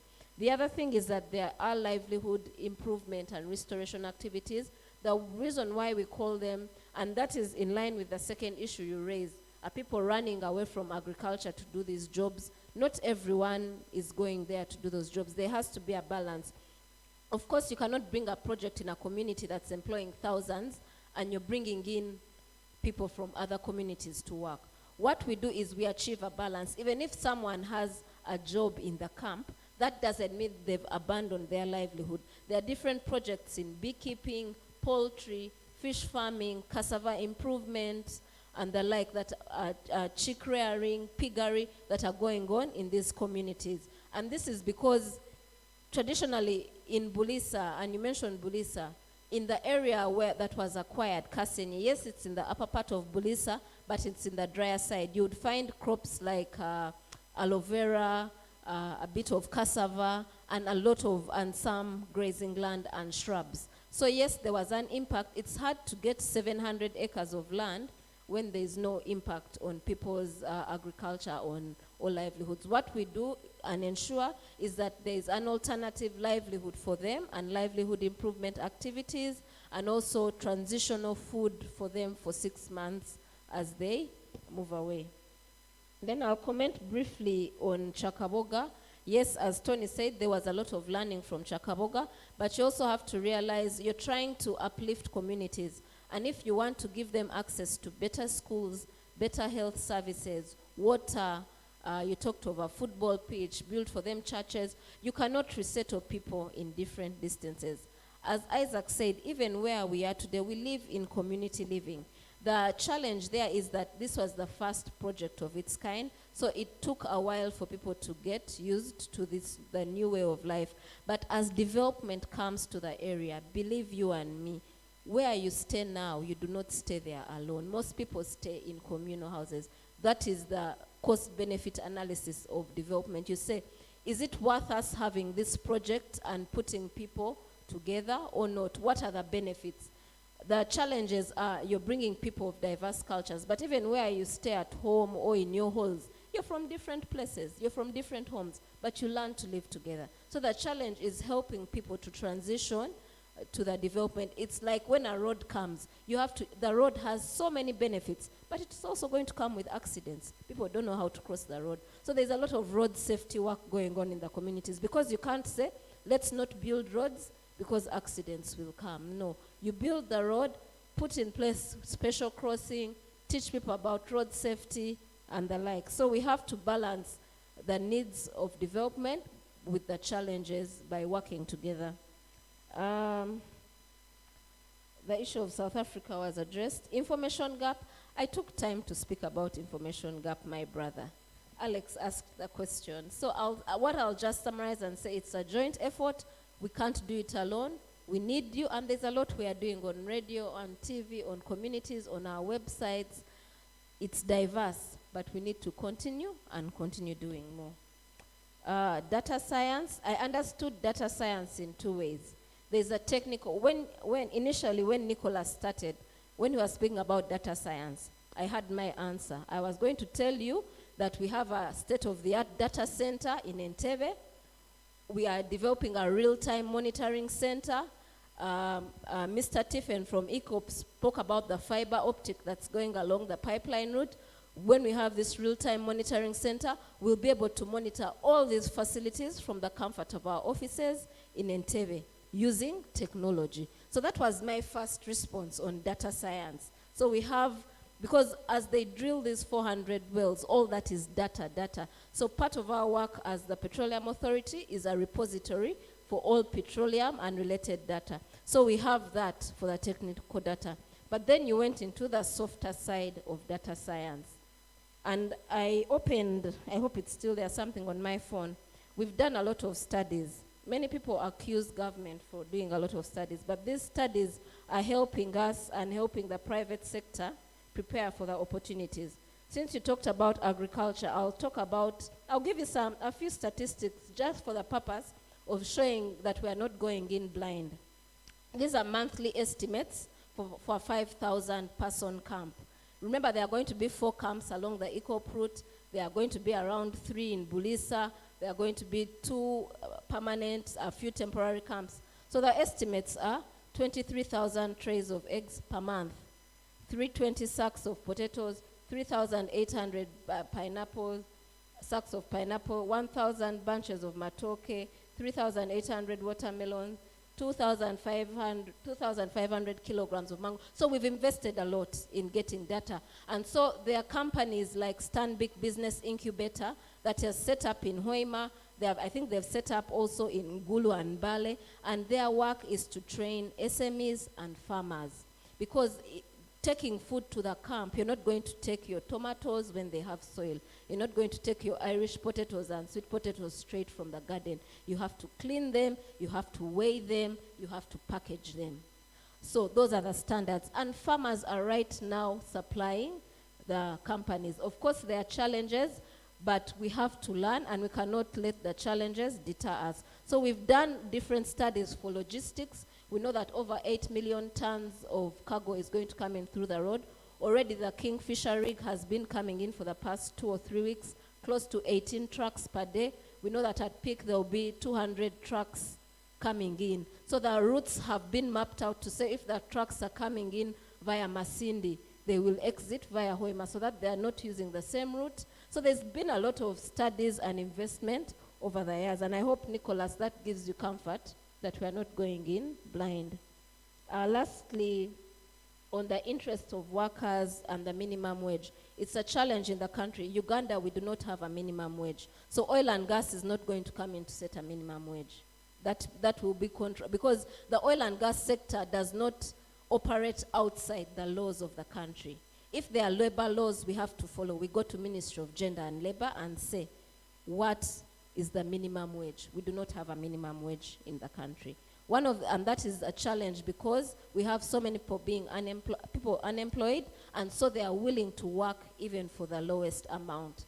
So we are not sitting back, but what we've done is we've had discussions with the companies and different contractors. As I said, some things in national content are legislated, some we have to sit on the table and negotiate because they are not there in our laws. But suffice to say, we've had several meetings with Ministry of Gender because the issue of the wages and the number of hours worked has come up, but people are still willing to work because jobs are not easy to find. But is it right? No, it's not right. And so we're in discussions with the people that regulate. As the authority, we do not regulate a minimum wage. It's with Ministry of Gender, and we have a Labor Act in the country. So these are the considerations that are coming on the table, and we'll find solutions for them together with other partners.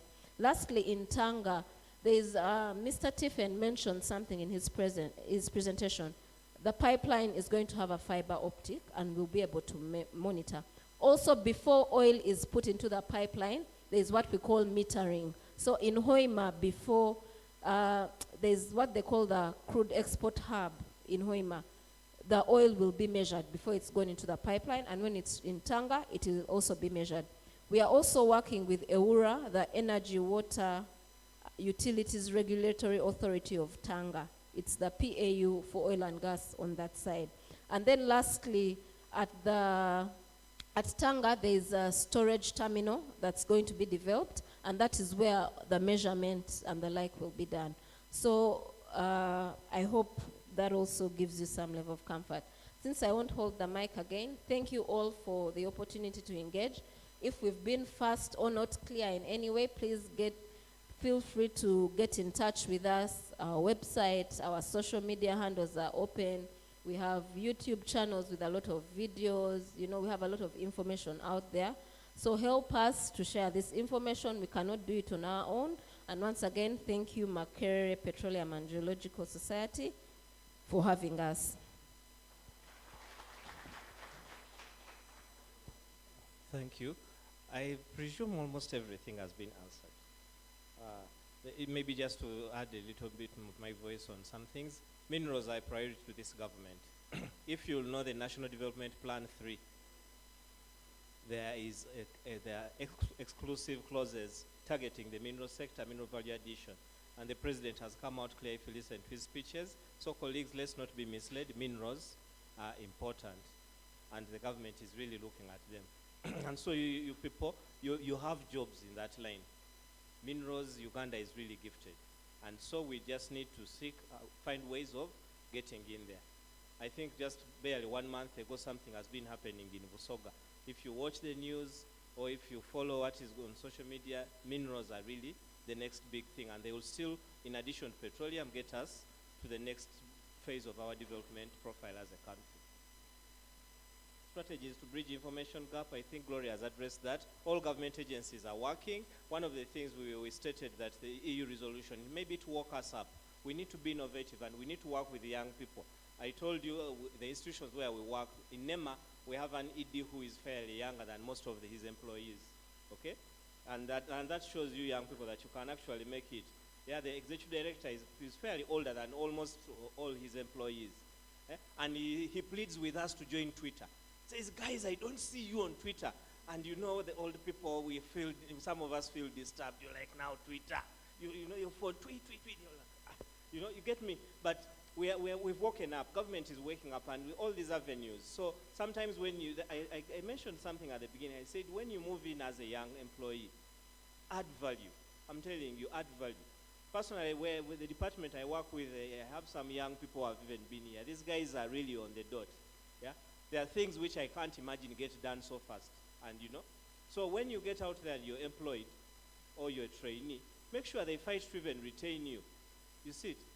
Sometimes when I was in university, we used to have something that miss no one and, you know, enjoy those around you. But my dear, let people miss you. When you walk out and you're not there, let them feel your absence. Then, you know, you're adding value, okay? But, so the information gap, I think all government agencies have woken up and we're really trying our best. Information exchanges have changed. I don't know how many of you looked at today's newspaper.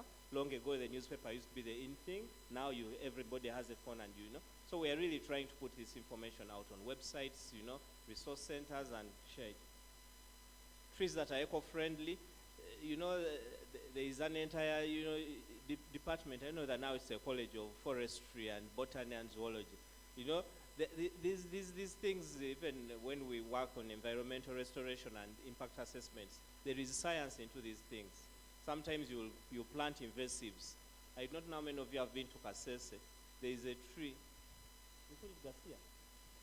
Garcia, there is a certain tree, you know, that is really invading the entire forest between Movende and Chibale forest, you see it. So some trees will come in and they look good and friendly, but they become a problem. So this is an entire science, but we appreciate tree planting and, you know, environmental restoration is a big thing, and we really want to do it carefully without compromising the ecosystems. I guess that is what I will end with. Someone said, okay, I mentioned the ESIS environmental studies are really complex and broad. If you have looked at Tilenga, it's about 8,000 pages, you see it? So take your time. Someone once said that you want to hide something from an African, put it in a book. Nowadays, there's even a lot of information on the website, but take your time and read. You will see, you'll learn a lot, you know, and a lot of research. Just like Gloria, as I wrap up, I want to thank the society. Thank you for reaching out. Some of us were very difficult for the organizers, but we apologize and we appreciate this. Getting us here was hard. But like I mentioned, someone mentioned something which I felt, it disturbed me, but again, you know, sometimes it is I think it is important. Oftentimes the people I work with say I'm blunt. For me, I give it to you as it is. I don't want to sugarcoat it. I give you the bad news. You know, you failed. I say, my dear, you didn't make it. I'll not say, you know, this interview, no, you didn't make it. I just tell it to you, unfortunately. I'm going to ask a question, and I want each of you to think about it. It concerns your head. Yes? Everybody, I hope you're thinking about your head. Yeah? I'm going to give you two guys that have room to play with your head. Okay? And I want you to tell me whether experience is important or not, on which two you would want experience. You have a barber or a saloonist, I think that word exists. He wants to play with your head. And then you have a brain surgeon. Where is experience important? Who of the two would you risk with experience?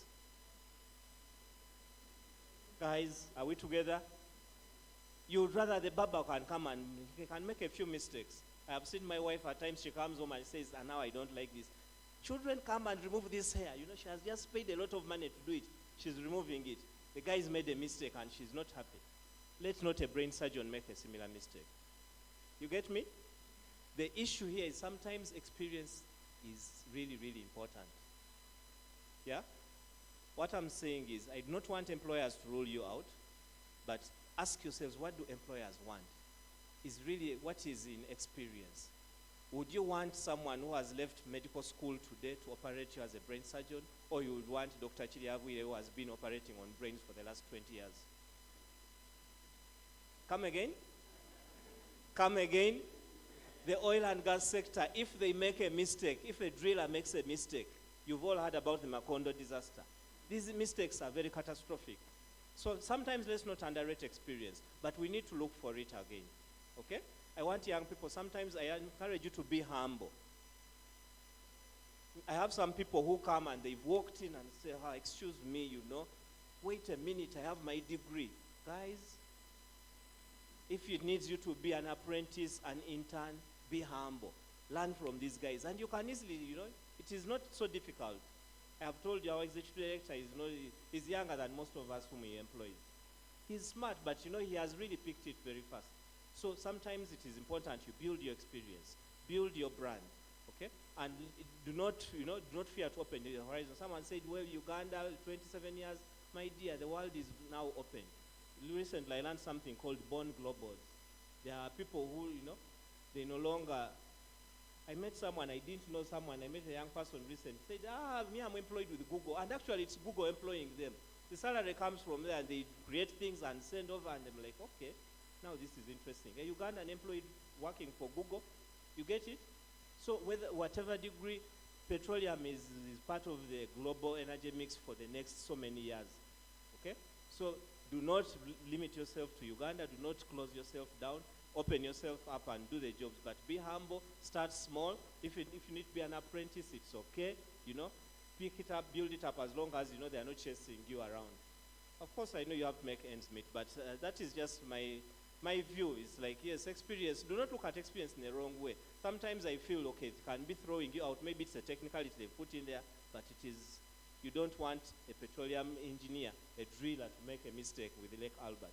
Because that Lake Albert, it is a shared lake with DRC. The River Nile starts from there. It goes all the way from Sudan to Egypt, Mediterranean Sea. You pollute and you release oil into that river. You're causing conflict, conflicts between countries. You're causing problems you can't imagine. Yeah?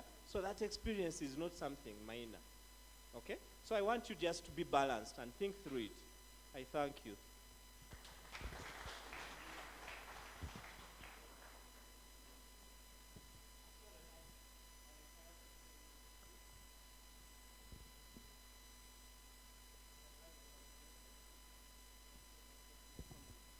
I was giving students most of the time because this was their day. I have maybe some may look like comments, others may look like questions. First one. Since the EU resolution, what is the stand of government?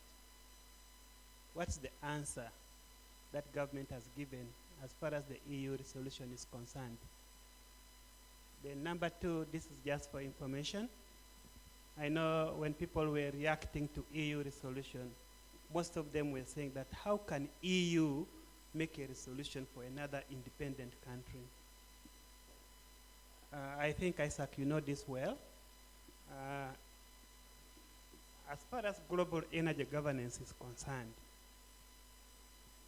EU has a position in the structure of global energy governance. And because of that, they can be able to say anything about any country. As long as, even us ourselves, we are part of global energy governance. So they are qualified to say whatever they have said, even if Uganda is an independent country. That's just for information. The other one is, I think this goes to DOP. We have been hearing of 6.5 billion barrels and 1.4 billion barrels for years. I know the science of today, as far as petroleum is concerned, allows those values to change on a yearly basis. And I think in our laws, you are mandated to update the country on a yearly basis. You have been updating us, but the value has been the same. Does that show that you are not doing anything, or something is, or it's not changing? Because these values are important in the decisions we make, for example, even this pipeline decision, or having both of the pipeline and refinery, is based on the changing of these values. If they are not changing, then it's possible perhaps for us to think that even the decision to have a refinery and a petroleum may not be right. I'm concerned that the values are not changing. This is a comment. Martin and Isaac compare the crude oil pipeline with the water pipeline. In my opinion, it's not true, especially for our crude oil pipeline, which, given the nature of our crude oil, has a power point of, I think, 40, 43, or 45 there. What that means is that our crude oil cannot move in that pipe unless it is heated. And because you are heating, it is completely different from a water pipeline. And the concern of some environmentalists is that heat that you are introducing on the environment. That has never been talked about as far as affecting environment is concerned, the heat. Then jobs post the oil and gas. I know it's a concern for young people, given the energy transition which is looming. As far as the geology department is concerned, what we are doing right now, we are trying to review our curriculum so that we bring into the course some aspects that might be important after the oil and gas. And here, among the things that we are thinking about, introducing such topics, such new courses as energy resources and technology, climate science and climate change, global energy governance, carbon capture, and also geothermal energy. Those are some of the things that we have thought about for Makerere University. And it's not going to be for Makerere University alone. The National Council for Higher Education, where I'm part of the team developing the minimum standards for courses. So it's not going to be Makerere only. So that minimum standards that we are going to develop on behalf of the National Council for Higher Education will be used for all other universities. So I don't want us to think so much about time after oil and gas. We shall be there. Those are my comments. Thank you so much for the day. Thank you very much, Dr. Ichegu, and thank you for the good work you're doing among the students. Of course, personally, we've benefited from you from the other side, and by the way, gave me very hard questions when I had just joined, so but he has trained most of us, so we thank you for that. Government position on the EU resolution. A statement was released by the Ministry of Energy and Mineral Development. Of course, this was a statement generated by different groups involved in the oil and gas sector in the country, including PAU and UNOC. So in that statement, the key issues, we highlighted the key issues that the EU raised. Of course, some of them were not true, and of course, government clarified. For example, the issue of the affected, sorry? The issue of the affected personnel, the PAPs. They reported, I think, more than 100,000 along the ECOP for Uganda. Maybe they were comparing, I think, with Tanzania, but for Uganda, I think we clarified that it's only 648 PAPs that were affected.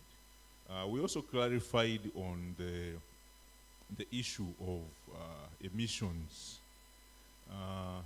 They reported, I think, about 34 million tons carbon dioxide equivalent that would be emitted.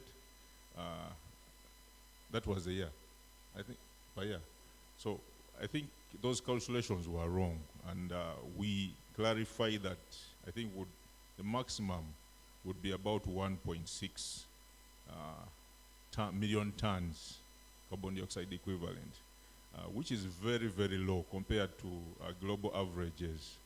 And as a country, of course, we also put our position that we're not actually the polluter. There are so many countries that have polluted the world.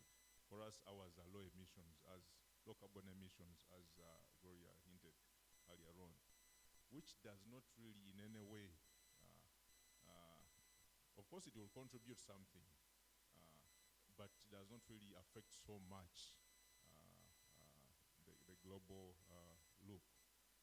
We also hinted on the transition pathways.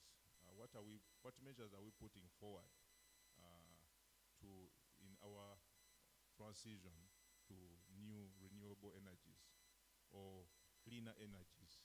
So we gave our energy mix. We gave most of the energy we use is over 80% is renewable.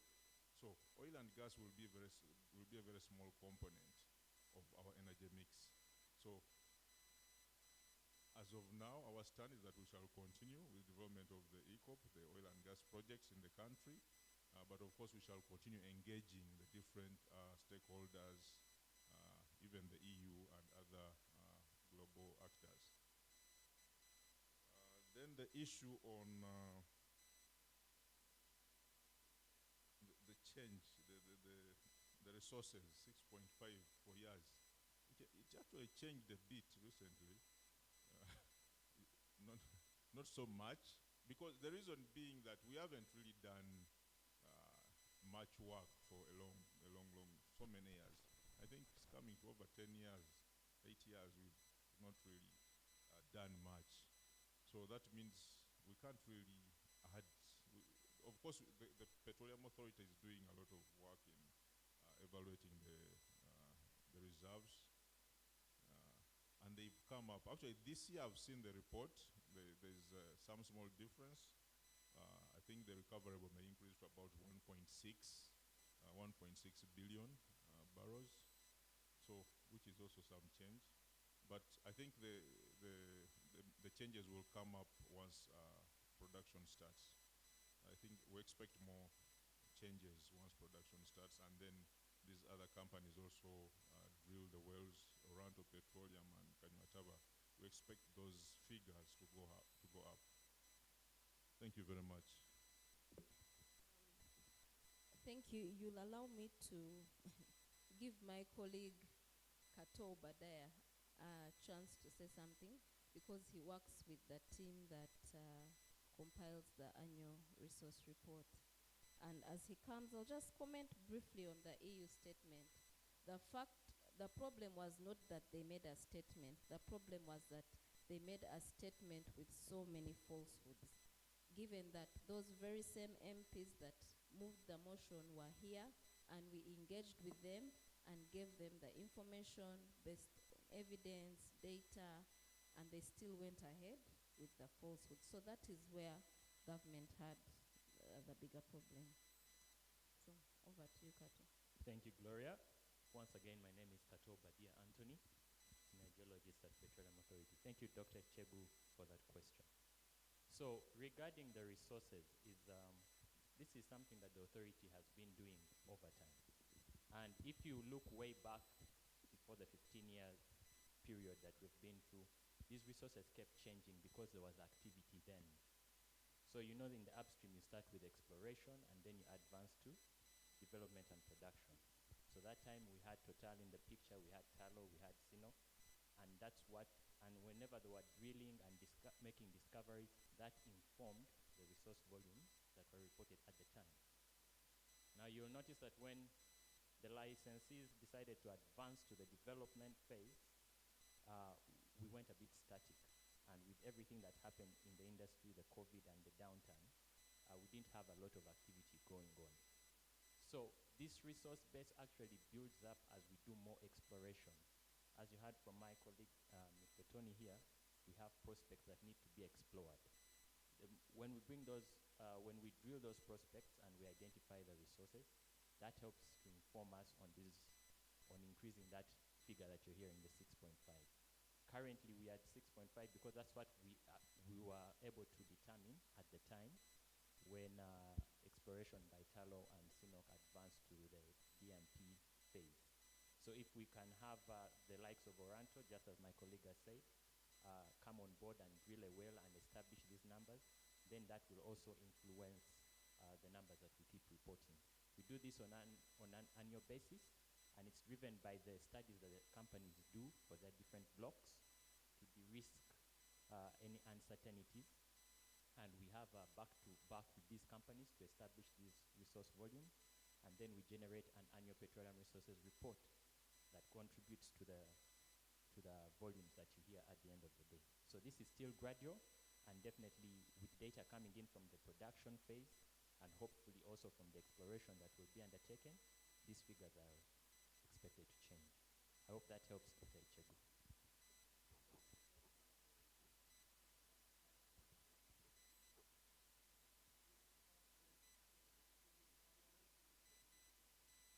So that could be, as I said, that could be associated with the studies that they are undertaking.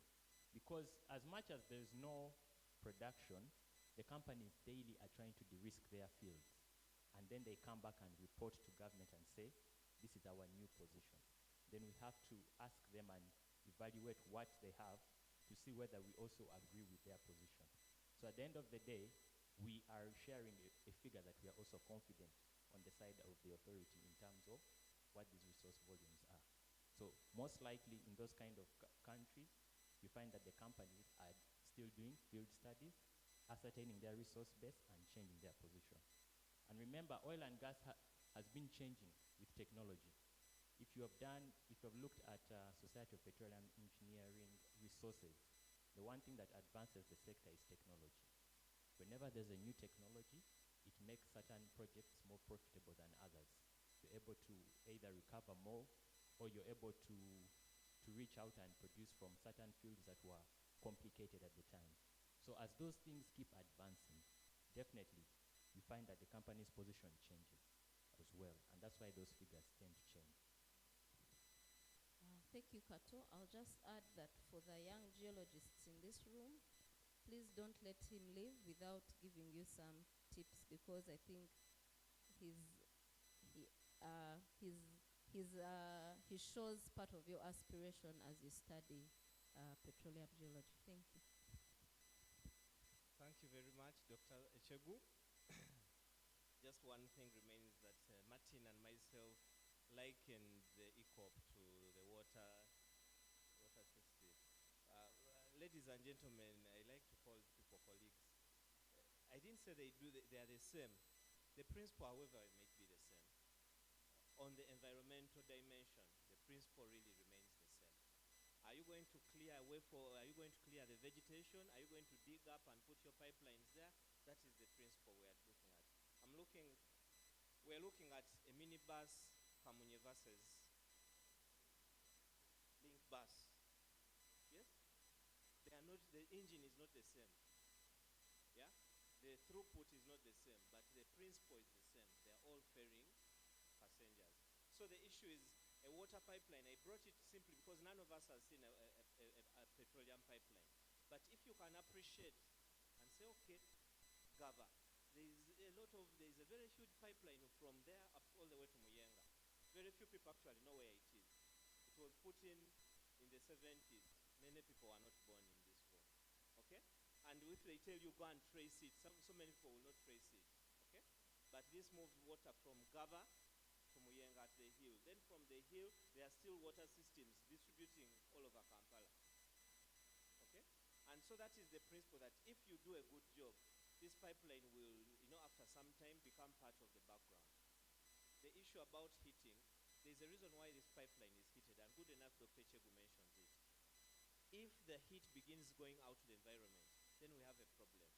Of course, this was part of the ESIA. We are concerned about the below ground biodiversity. And the ESIA really looked into it. And the moment you begin losing, just like your flask at home, the day you touch a flask and begin feeling it hot on the outside, you have a problem. So this pipeline is supposed to be insulated and keep the heat inside. Any heat losses should be really negligible over long distances of the crude in transit. So we do not expect, and that's why he said there are all these fiber optics tracing, detecting that there is an anomaly here, because then that needs to be rectified.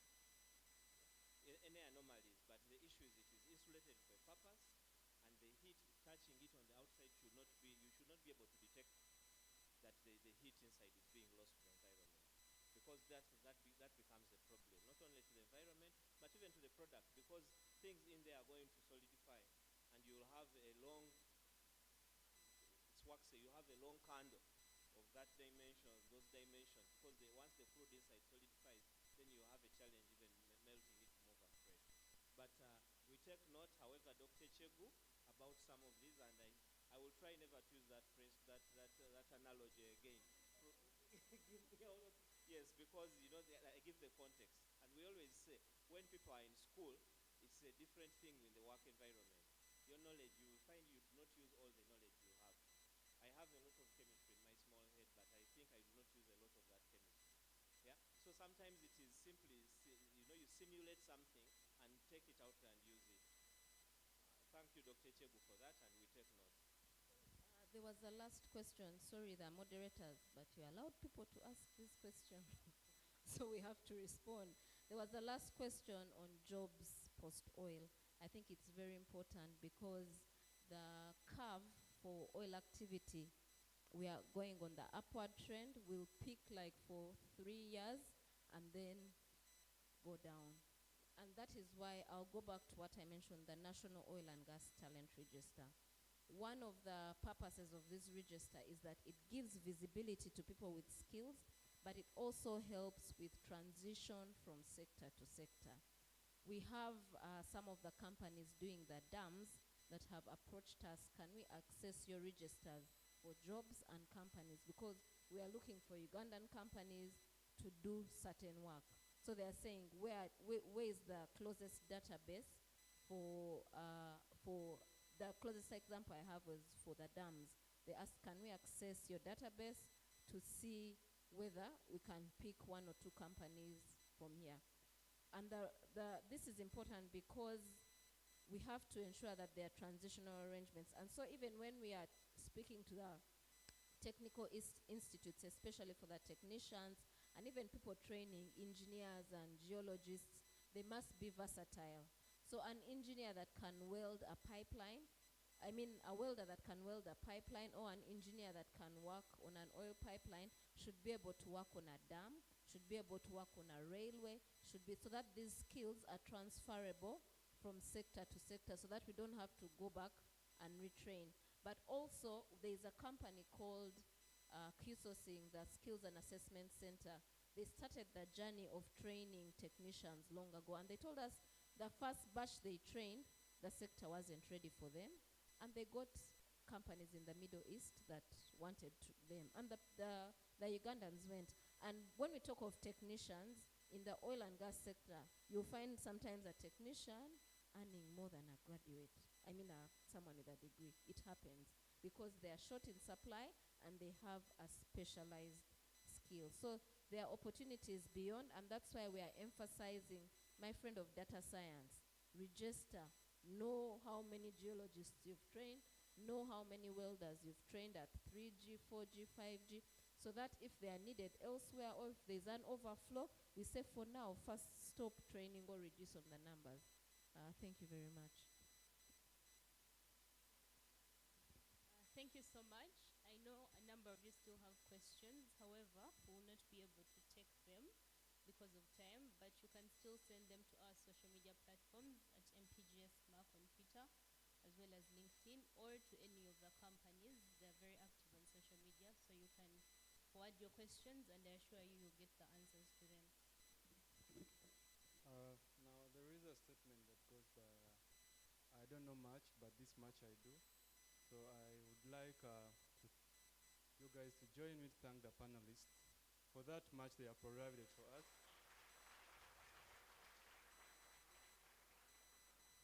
Now, these are busy people, but they have spared all their time to come here, give us that kind of information. And I think we shouldn't keep it to ourselves. We hope that the people that are here, you hope us go out there and spread the much that you've gotten from here. Is when you go to Twitter platforms, try to tweet those messages that are wrong, that are driving a wrong narrative about this whole EACOP thing and the petroleum industry. But with that said, I would not let the panelists be here for another minute, because this is a hot seat for them, and any urgent question can come up now. So I would request they take their leave, and we thank them again for their time. Yes, as we conclude, we're having lunch being set up, but just briefly, the Makerere Petroleum and Geology Society is a society that prides itself in training innovators, having students that are aggressive, assertive, and think outside the box. We have a few of our students who are formerly part of our society that have come up with a great innovation known as IDEA, Inclusive Dialogue on Energy in Africa. And I just want to give them briefly 2 minutes to introduce themselves, introduce their idea, and tell us what it's about and how we can benefit from it. So you must welcome the team from IDEA.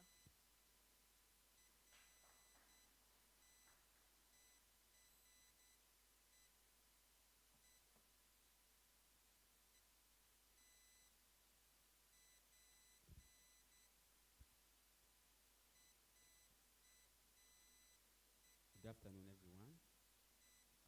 I know we are time bad. I want to appreciate MPGS for this very, very great opportunity for us to interact with stakeholders in the oil and gas sector. My name is Davis Ampumuza. I did petroleum, geoscience and production, and graduated. We are the people who were affected by COVID. We had 1 year of, of sleeping at home. And then here we are. You can see the lady on my right, beautiful lady, and this gentleman. There are 2 other people, and you can see right here, idea, pesticide. Our resources, my responsibility. Now, I want to appreciate the fact that the European Parliament, EU, came up to bring this, up. For me, it's like a necessary evil, and it's a blessing in disguise, because we are now discussing what we are supposed to have discussed way back. Now, when this came up, I had the idea, she had the idea, and these other people had the idea. Because when we were watching on television, I realized that we don't have objective people in Uganda. A person knows the truth, but because they are in politics, we need to speak the truth the way it is. You've seen the interaction that was here between Dr. Echegu and the gentleman that was here from NEMA. They disagreed on a certain principle of water, but you saw how they handled it. And so for us, how we came up, this is inclusive dialogue on energy in Africa.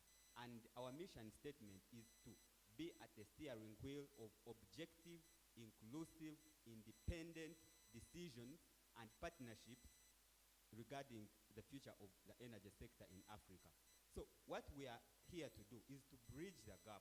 Everyone has been talking about the information gap. You see, MPGS, these are students who have work to do. They are very busy, but they have spared part of their precious time to organize this event.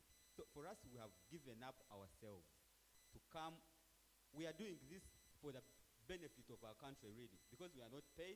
This is not a business. This is just an organized group. We are doing it for posterity. We are here to bridge the gap between the sector, the stakeholders, and people in the country, so that our sector really can be known. Because, coming like on television and you say, our oil was already, that they took our oil in the night. Those statements, really, I would be disappointed if I'm a Ugandan and I'm in other countries. Because if a person can speak like that, it means that we have a very, very big problem. There are some statements that shouldn't be made, because this sector has the impact on everybody. So for us, we are here now to we want what has happened here to keep happening, so that we have this objective and independent, debate where we can interact and information flows freely from the people who have it to the people who need it, who don't have it. Because we have now seen that many people in Uganda have very little or no information on these matters. And therefore, we are very glad to be here, and we call upon you to be part of us. Okay, just maybe to add a thing or two. This movement that I'll call it a movement for lack of a better word, but it's pretty much like you read, these are our resources and it's our responsibility. It is your responsibility. And much as you probably don't have much, you don't know much, there is a small contribution you can do in the capacity you are in. You being a student who has studied petroleum geoscience, for example, puts you at an advantage over someone who's in social sciences who probably doesn't know that, yes? You who has been here today, you're at a more advantage over someone who did not attend this. So you know something that someone else doesn't know. So it's very disappointing all the time when we probably sometimes read articles which are from a very uninformed point of view. People coming up with statistics which they interpret in ways which are really alarming and devastating. So the point is, in your capacity, you have something that you can do. And so this is an open space which welcomes you. You could be a writer, you could be a creative, you could be in government, you could be in any single capacity, as long as you have something that you can do that can lead to a dialogue on energy, that can make these resources work for not just me, for you, but even the person in the Albertine Graben. For someone who is outside the country but just wants to know what exactly is happening in their country, you can write, this is an open space and we are calling upon you to come and partner with us. What we shall probably say at this point, we did a launch about 2 weeks ago, and we welcome you to go and watch more about what this is about. The video is on a YouTube channel called East African Energy Series. Yeah, you can be able to catch the details about what this is about. And we shall still be around in case you want to talk to us, network with us, and see how you can collaborate with us. Thank you.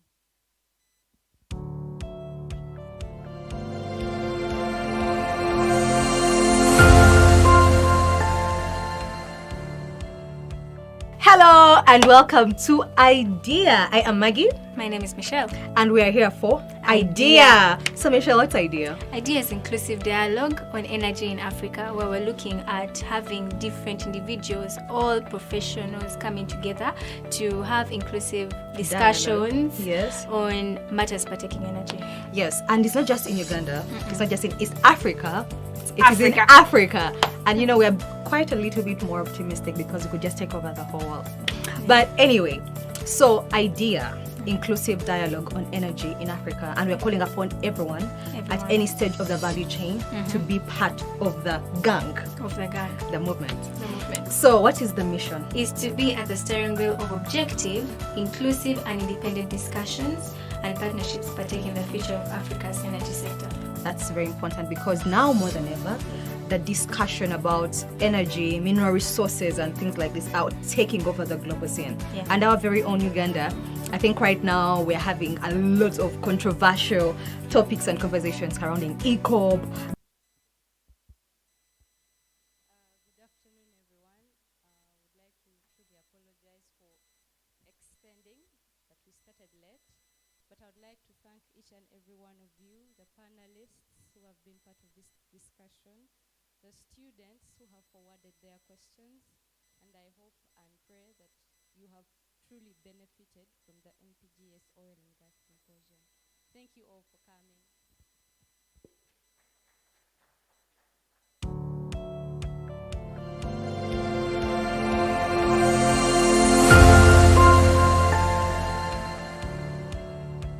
Hello and welcome to Idea. I am Maggie. My name is Michelle. And we are here for Idea. So Michelle, what's Idea? Idea is inclusive dialogue on energy in Africa, where we're looking at having different individuals, all professionals coming together to have inclusive discussions on matters partaking energy.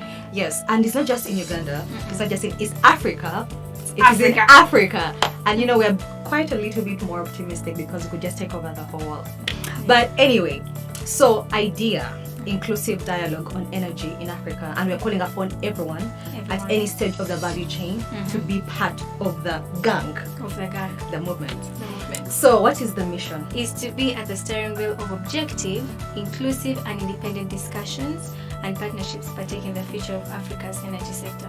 That's very important because now more than ever, the discussion about energy, mineral resources and things like this are taking over the global scene. Yeah. And our very own Uganda, I think right now we're having a lot of controversial topics and conversations surrounding ECOB, the oil as a whole. Yeah. So how about we have a platform that brings, quality, authentic information together and can be able to break it down for the common man. It's very important to actually have independent views because we're all professionals that are out there to share the knowledge of land from either practice or from experiences in different types of like what we probably picked up from school and things like this. So if we can actually have a pool of that information, it can guide our decisions better as opposed to it being one-sided or driven by different factors that we might not really understand. Okay, Yes. so then you told us about the mission statement. So how do we hope to achieve this? We definitely have action points as well as goals. So with our goals, they go hand in hand. You have a goal and how do you hope or aim to achieve it? Definitely.